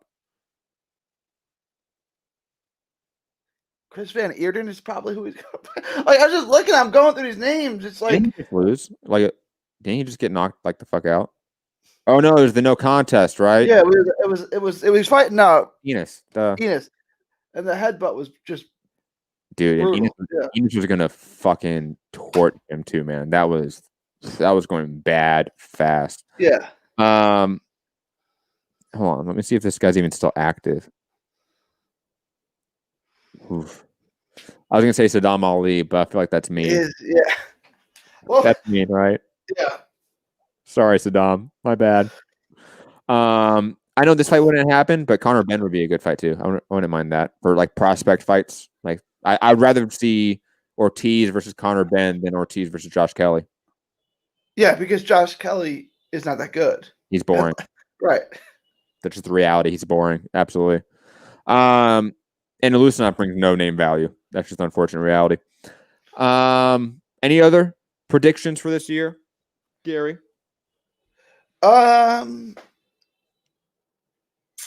I think we did all the important ones, right? Like we touched Garcia versus Tank Davis. We both think it's going to happen. Teofimo Lopez. Let's talk about who's Teofimo Lopez fight. Robisky, I see your question about Edgar Berlanga. I think I saw you ask it before. We have a topic about that, so I'll get to that in a bit. Don't worry. I think Lopez fights George Kambosos Jr. That's an easy in-house fight to make. And then probably a Loma rematch, if I had to guess. It's Top Rank, man. They love rematches. And if you're Loma and you think that the judges were like bribed and shit, you definitely want another shot at Lopez because you thought you won. He's embarrassing himself at this point, right? Like, I think it's almost worse than I don't know who's worse, him or Wilder. I can't even decide anymore. It's that embarrassing. Wilder is funnier because his excuse was first the suit, right? Like, let's be honest here, right? That was just another level of hilarity. That like judges being bribed, like we've heard that shit all the time. Like that's not funny. You know what I mean? Like that's just like annoying. Yeah. It's being a sore loser. Saying that you're 50, you had a 50-pound outfit on, and that is the reason why you lost so definitively is like a new one for us in the boxing community. And we've heard a lot of excuses. That is a new one. I don't like the egg weight thing because you're saying he loaded his gloves. That's a criminal offense right there. No, but see, that gets into how it's so funny again, because at the same time he's saying that they took shit out of the glove so that it's just his hand. Right? So like, yeah, they're at the same time trying to say that he loaded his gloves while saying that he didn't load his gloves. Again, hilarity. Andre Durrell with like the smoke signals in the back. Okay. Like, it's all so funny. The smoke signals, it's the same thing with the Houston Astros. Doesn't bother me. I mean, that doesn't bother me. What the Houston Astros did, getting signals? Well, plus that wouldn't happen. I know it didn't happen, right? I mean, it's not a fair comparison because the Houston Astros thing happened, and it happened in the open. They have don't take my uniform off. Don't take my uniform off again, right? Because he had microphones in there. Like, that happened. The smoke signals things that was it Anthony Durrell or Andre Durrell? It was Anthony, whatever one. It was one of them. That was ridiculous. That didn't actually happen. No, was it Anthony? Fuck, now I'm forgetting now. I think it was Anthony, but I'm not positive. See, that to me is just so much more funny than the judges were bribed. Like, come on, Gary. Like, we hear like every crackpot fan when their boy loses. Like, anytime like Danny Garcia loses, we hear the judges were bribed.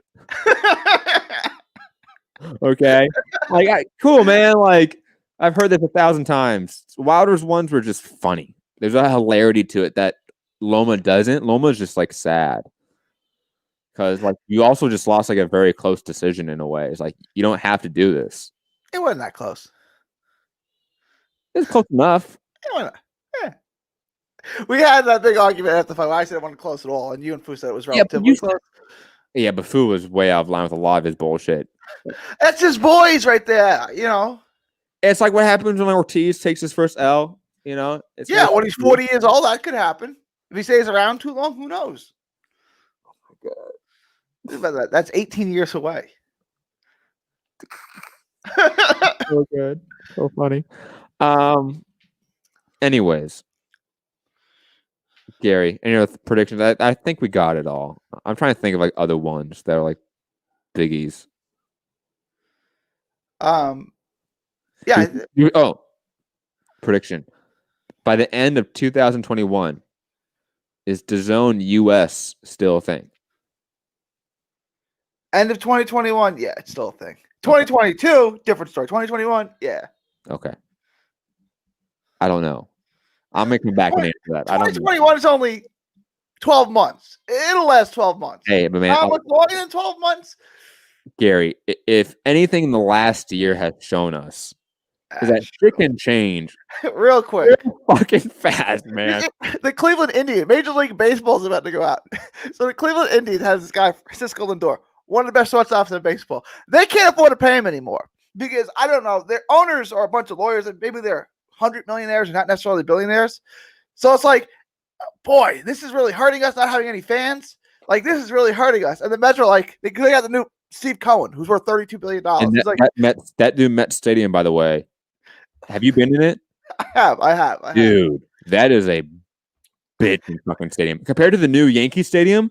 Yankee Stadium is like a monument to the Yankees, right? Okay, I only been to the new Yankee Stadium one time, and it was during the summertime. Okay, and if you've been there, right? So there's like no airflow in that arena, right? Because it's not open, really. Yeah. So imagine like it's like nighttime in the summer. It's that like humid, hot, fucking East Coast shit. Miserable time. Mets, it was hot as shit, but it didn't matter because that Met Stadium is air conditioned. Yeah. Motherfucker, man. I went to Cotto versus Yuri Foreman at Yankee Stadium. That was at the Yankee Stadium? Yep. And then it worked up the outfield, and Steinbrenner said, never again. Never again. That fight was in a stadium. At Yankee Stadium. Why? Because they used to do it back in the day. They wanted to try it again with Cotto. Cotto was a huge draw. They thought they could sell more than 20,000. Like, because they always fought the Garden, right? And they said they could do more than 20,000 with Cotto. So they put it at Yankee Stadium. Yeah, but Cotto versus Yuri Foreman. That was the problem. That was the problem. Like, of all the fights. Foreman trained in Brooklyn with Malignaggi and those guys. I thought they could sell him because he trained in Brooklyn, but like he's not a Brooklyn kid. Oh, quickly, Robieski, who is from New York, and I think still lives in New York, is countering you, saying that was the old Yankee Stadium. Technically. Nope, that was the new Yankee Stadium. That was the first year it came out. Positive. Oh, we're having a beef now. Gary, I was there. I can tell you. Gary, you got maybe Robieski was there too. You don't know that. Find out what year the new Yankee Stadium opened and find out what year. Hold on, Gary. Hold on. Talk about who's another prospect you like. Omar Figueroa will not get to a world title, but he will get to a world title by 2020. Brandon Figueroa. Fuck Omar. Brandon Figueroa. I meant to say Omar Juarez, and it came out Omar Figueroa. Omar Juarez will not win a world title next year, but will win one the following year by 2022. Brandon Figueroa will fight Luis Nery. Ooh. Is that the next fight or just in 2021? I was asking Brandon Figueroa on Twitter. He wouldn't answer me. That sneaky motherfucker. That's sneaky. Jamel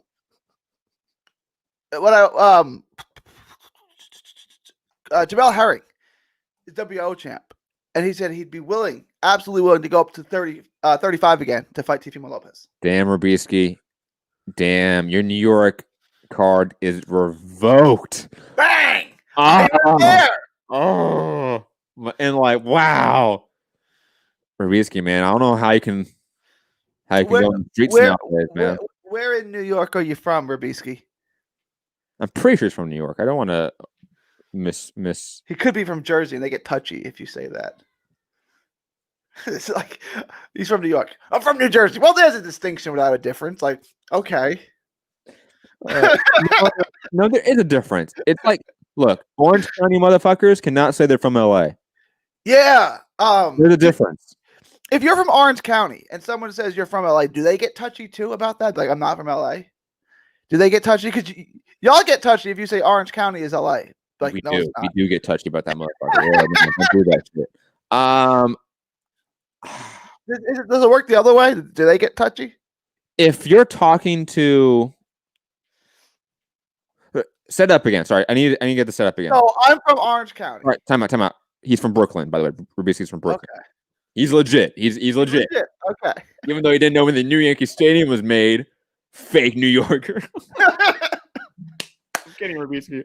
Nothing but love. All right, let's set up the scenario again. All right, so I'm from Orange County, mm-hmm. and I say, and you're from somewhere else. No, not LA County. You're from Okay, somewhere else. but that's important. Okay. And you ask me where I'm from, and I say Orange County, and you go, "Oh, LA." Do I get touchy about that? No, probably Okay. not. You just say no. It's close to it. Yeah, it's a little bit south or something like that. They would say, or west. Because you get that with Dallas and Fort Worth, right? Like Dallas is the big city, right? And if someone says that Fort Worth's half hour, 40 minutes away, or 6 hours in Los Angeles time, right? That's true. That is true. That's like San Diego. 30 miles, so 6 hours in Los Angeles time. Absolutely. Like if you're from Fort Worth, people will say, "Oh, like Dallas." No, like Fort Worth, right? But like That's Dallas true. Cowboys play in Tarrant County, which is Fort Worth, right? Like so the Texas Rangers aren't called Dallas, but like I've never heard anyone say the others like I've never heard somebody, but they would definitely, if you're from Dallas and someone said like Fort Worth, they would definitely get touchy about that on the other way around too, because Dallas thinks they're better than. I've lived on both sides. People from Dallas think they're a little bit more sophisticated than the people in Fort Worth. Funny. I would say it's the reverse with OC and LA County. Like LA County is like we're the city, right? And OC is the rich, like hoity-toity motherfuckers, right? Like that's like, what's that area in the tri-state? That's where all the rich people go. Like the Hamptons? Yeah, like Laguna Niguel and all that shit's like the Hamptons of LA. That's where all the rich people go. Yeah. You know, more than Malibu even. Like you get a lot of OC motherfuckers. The LA Hills, that's all only for like celebrities. They've like monopolized that. So like movie stars and shit like that, they own that property. But Malibu, you can still get a piece of property, right? Like in Laguna Niguel and stuff, you're still living on top of each other. I know it's real expensive, but you're still no. You have acres and acres of property there. Okay. Can you get 5 acres of land in Malibu? I mean, in Laguna Niguel. Yeah, probably. Okay. It'd be expensive, of course, but yeah. I know. Yeah, I didn't think it would be cheap. But of course, you know, Texas version of like being like living on top of each other is different than LA. Yeah. And even like the metropolitan areas, like I've been to Dallas enough times, like it's different than LA. Yeah. And even like the suburbs are different, it's far more spread out, right? Laguna Niguel still has that sort of like there's a lot of like rows of houses, of course, but they're big fucking houses. They got right, but you don't have a bunch of property on it, right? No, not necessarily. That's what I meant by on top of each other. I know that's got lost in translation somehow between what I think is on top of each other and what you think is on top of each other. Yeah. LA is apartment complexes. Right. You have suburbs of houses, but they're small houses compared to Laguna Niguel, of course, much smaller houses, and you get apartment complexes. Like I've never seen an apartment complex in Laguna Niguel. Not one. That's insanity. I've seen obviously apartment complexes on every street basically in LA. And even the suburbs of LA, you get apartment complexes on basically every street. Moving on though, I don't know how we got on that topic. Want to move on to the world? Let's finish it up. Miguel Burchelt, Oscar Valdez has been rescheduled. It's official for February 20th. ESPN, obviously not ESPN Plus. How long does this one go, Gary? Well, we're gonna find out how tough Valdez is, and I think it's pretty tough. So I'll say 7. I was gonna say 8. So yeah. Okay, we're on the same page. Yeah. Yeah, I think Valdez is tough enough to take a massive fucking beating. That's probably gonna retire him, right? This is gonna be one-way traffic. Dude, it's gonna be bad. It's gonna be bad. Burchelt's a beast. Like I'm like, look, you know how what we think about Valdez, but I also think Burchelt is legit. Like I think Burchelt is really good. Like I picked Burchelt against Tank Davis still. Boy, that's a fight right there. I pick Burchelt's the number 1 guy at 130 for me. Yeah. And I think he like beats up Jamal Herring. Like Carl Frampton doesn't stand a chance. Like now, Herring doesn't have the power to keep him off of him. Herring might have success for a round, 2, 3 rounds, but eventually Burchelt destroys him. Leo would be competitive, but he would be finished at some point. Yeah. Valdez is a guy that barely survived against Scott Quigg. That's Scott Quigg, guys. That guy never had power. He was never Miguel Burchell. Miguel Burchell has beaten up Olympians, world champions, unified champions, and beat them the fuck up, man. He's one of the most violent fighters in boxing. And Valdez, I don't think has improved that much with Eddie Reynoso because he's not that great, to be honest. I don't think you can really like make him that much better, like exponentially better. You can't make him into a fighter that is pound for pound level. I think he's just where he's at.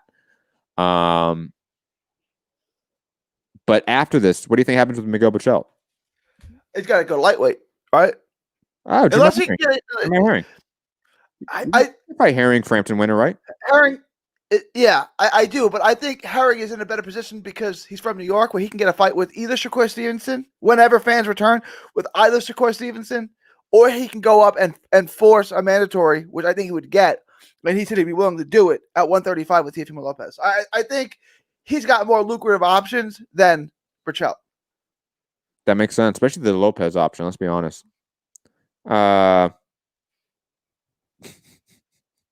Scott Brown might stay away from Valdez because of you, Matt. I remember seeing Valdez on the come up in the LA scene, and he looked so good. I was so hyped for him. And then obviously he had the top ranked diet for years, and you can just tell he was not ready. And then he beat my boy, my paisan, Carmine Tomasoni, who got destroyed, and then proposed to his fiance or his girlfriend. Mm-hmm. It'd be weird to propose to your fiance again. That'd be weird, right? But like, I guess he was actually planning on winning the fight and then proposing, except he got beat down, and then did it anyway. I don't think he's fought since. Rough right there. Speaking of rough, Andrew Maloney is about to get fucked up in U.S. court, trying to appeal this whole decision with Joshua Franco on the headbutt. Gary, I know you obviously have a lot of strong opinions about this because it's concerning your boy, your man's Joshua Franco. So I'll let you rant on this if you want. I mean, look, you're allowed to appeal, and they're allowed to decline your appeal because it's stupid, right? Like, you appeal all you want. You can do whatever you want. That's your right. It's not going to get overturned. I don't even think it gets heard. It's such a ridiculous complaint. Like, we've all seen the headbutt at this point, right? Like, it doesn't matter what ESPN says. Nevada State Athletic Commission doesn't care, right? So you go ahead, fight the legal battle. Spend your own money fighting your own legal battle. Baseless claims go on deaf ears. Like, I don't know what else to tell them. Like, this isn't going to go anywhere. And, like, I'm disappointed in Andrew Maloney. Andrew Maloney was the WBA super flyweight champion of the world. No one can ever take that away from him. He's a world champion. He was a world champion. He won a world title, something not very many people do. Is this really how he wants to get it back off of a headbutt a minute and some seconds into the first round? Doesn't he want? He's getting the rematch. He's probably getting it in Australia. Just go win your title back. Like, is this how you want to get your world title back, on some weird technicality through the courts? Come on, be a man. Go fight him. You're getting him in Australia, which means he's got to knock you out to win. My only argument against that is that most likely in his contract, if he's a world champion, he gets paid more. And that's probably why he wants it to be considered a DQ. Okay. Right? All right. Yeah. Okay. Yeah. No, that's my guess. That, all right. Because otherwise, like, what's the actual like goal? Is it just to have this symbolic belt around you? No, that doesn't make sense because you're paying a lot of money for a legal battle potentially, right? So the reason why you would want this is for you to make money because of it, or more money because of it. So I'm assuming, like, Teofimo Lopez, we heard about, he became champion. He got his base pay is now up more, right? I don't know if that's really real about where his base pay is, but I think most fighters have something in their contract that's similar to that, where if they're a world champion, they get paid more. That would not be surprising. That's probably why you see fighters kind of push for this shit. Yeah, I didn't think about that. I said he's getting the rematch. It was mandated by the WBA. He's getting it in a better location than this fight. Like, what's the problem? Just go win. If you think you can beat him, just go beat him. He's probably thinking, my base pay heading into as a challenger is X. My base pay heading into as a champion is Y. That's probably why. And that's just the reality of the business, unfortunately. But then again, like we've seen a lot of times, these appeals rarely go anywhere.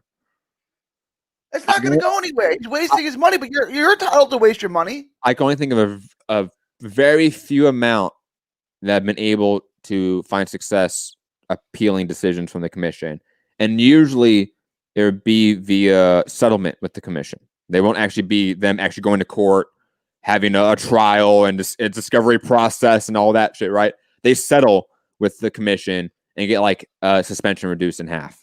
A suspension reduced in half. Okay. You see that kind of stuff. Getting this decision overturned when there's a picture and video evidence to the contrary, it's just never going to happen. No, I understand, Gary. I understand. Relax. It's okay. And regardless of what happens, it doesn't matter because we get the fight again. Right? Yeah. Like, whatever this, even if, let's say, Andrew Maloney wins the case, we get the fight again. If Andrew Maloney loses the case or doesn't pursue the case, actually, because he's only considering it, he's not actually appealing it at this point in time. Let's say he doesn't do it. Okay, we still get the fight. If he does do it and he loses the case, we still get the fight. Doesn't matter. It only hurts his pockets, most likely. But, I mean, celebrities and fighters and athletes have done that for a very long time, I feel like. Make stupid legal battles that are largely over ego, probably, and lose money over it. I don't understand why he would do it, especially because, like, he's a low weight class fighter. They don't make that much money. Like, I can understand, like, welterweights and, guys that make a lot of money, guys that make 7 figures, wanting to challenge stuff in court because they have the money to do it.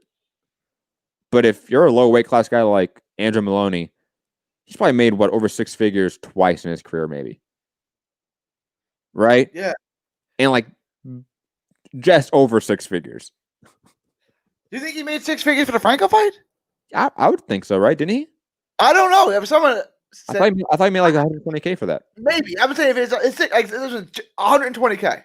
You know what I'm saying? I'd say he made somewhere between 75 and 125, like somewhere in that range. That's what I would guess. And Franco got 50 to 75. Yeah, maybe 90 pushing it. That's pushing it. Like on the rematch, maybe. Yeah, he might get that on a rematch. Yeah. Anyways, guys, I don't think this goes anywhere, and we get the fight next, regardless. Speaking of prospects, though, getting a big step up, Gabriel Flores. I think you mentioned this earlier in the show, is fighting Andrew Cancio at the Pichel Valdez event and the co-main event. This is a massive step up for Gabriel Flores. Like, I don't think I've ever seen Top Rank do something like this. Maybe because they don't think Gabriel Flores is going to pan out. I kind of view it that way.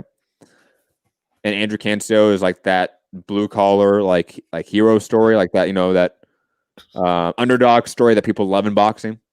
Still works as a highway construction, right? No, I think there's something to that. I feel like us boxing fans resonate with Andrew Cancio and his story a lot.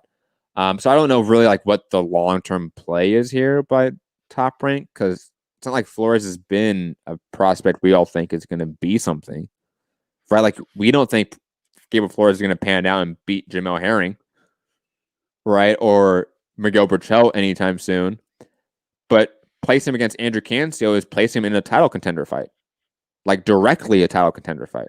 Which, I mean, I like it. Let's see what we got. It's just not a move I was expecting to see. Like, Cancio, you better bring your A game.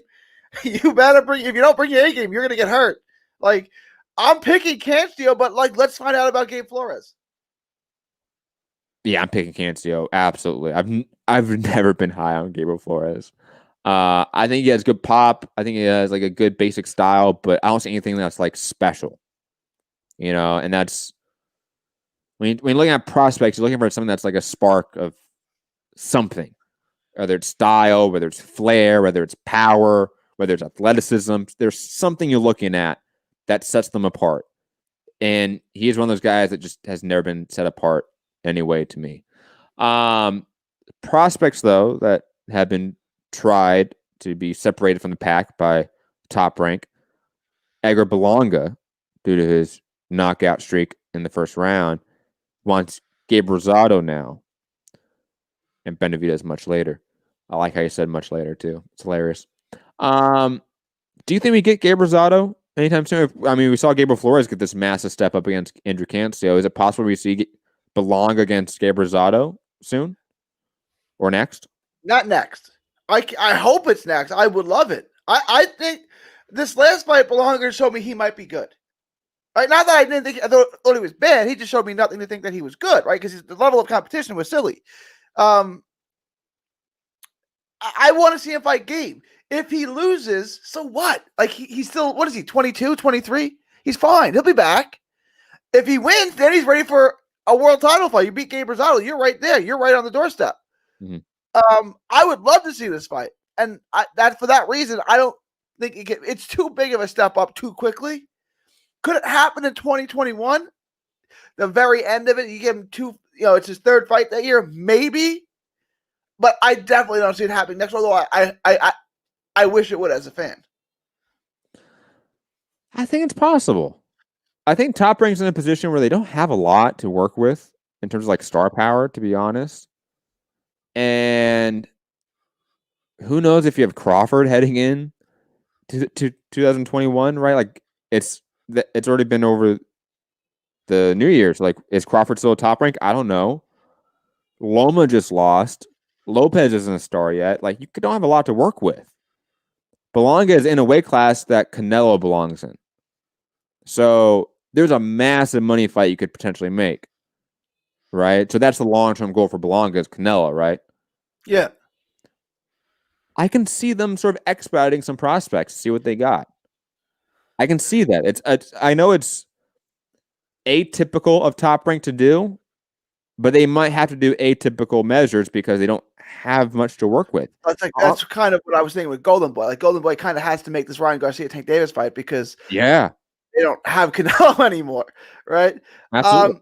That's the biggest fight in Golden Boy's stable that they can make. Yeah. That's why it's going to happen.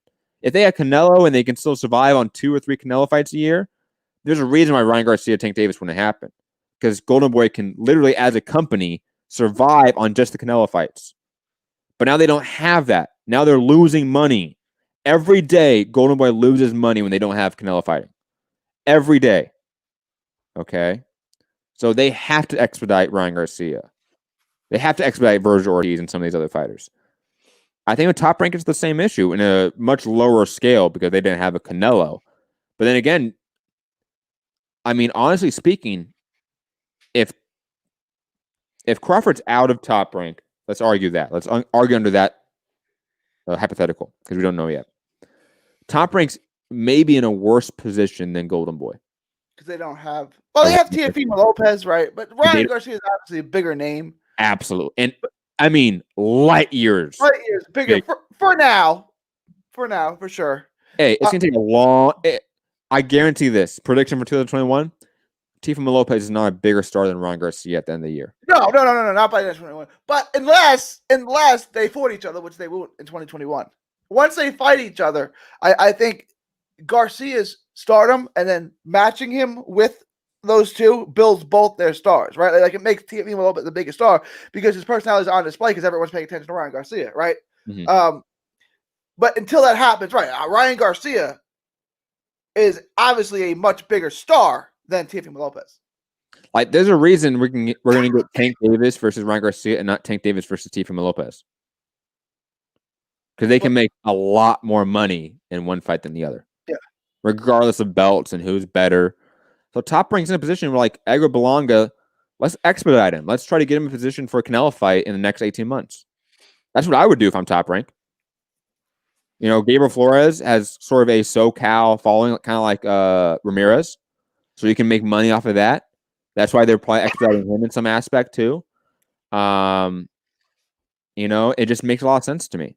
It's risky business because if these prospects lose, you don't have a lot to work with after that, right? But you still don't have anything to work with right now. Right. How they have to function. Loma, who we don't know. Then they have Pachelt, who is in good fights. He's not a huge money draw. And then you have Shakur and Tio. Yep. Well, even Shakur is not a big draw from at this point that we can see, right? But he's got the natural fan base being from, the tri-state area. Yeah. Absolutely. They can turn him into a star like Teofimo Lopez. We can see that. We can see paths for stardom for both guys. But Top Rank is not in the position to sort of capitalize that in some fashion, which doesn't make sense to me because they have an ESPN deal. Should be easy. Gary, final thoughts on today's show, man. Speaking of top ranked stars, Ivan Calderon is still not in the Hall of Fame, and it is 2021, and that needs to change. Find me at all forms of social media, 3D Boxing blog, from Texas to the world. Thank you, and God bless. Oh, and one more thing. Make Texas a country again. For those that obviously pay attention to like anything in the world that happened yesterday, obviously you saw what happened in U.S. Capitol. I did a show on our other channel talking about that yesterday. I live streamed obviously in the middle of it. And so I covered a lot of the big parts of what happened yesterday. So if you want any of my commentary or my thoughts on the storming of the U.S. Capitol, which was fucking insanity yesterday, check it out. New show for Trending Now Network coming out probably sometime this week, either tomorrow or Saturday, if I had to guess. Next documentary episode is not going to come out to March at the earliest. And that's about it for housekeeping news. Find me, Matt Hunter, MCR, all social media platforms. Support the show. Patreon.com, Trending Now Network, if you want to support the show financially. Cash App, Trending Now Network as well. And yeah, hit the like button, show the show, all that fun stuff. And remember, guys, at all times, fuck the police and free Palestine. Have a good one. Peace.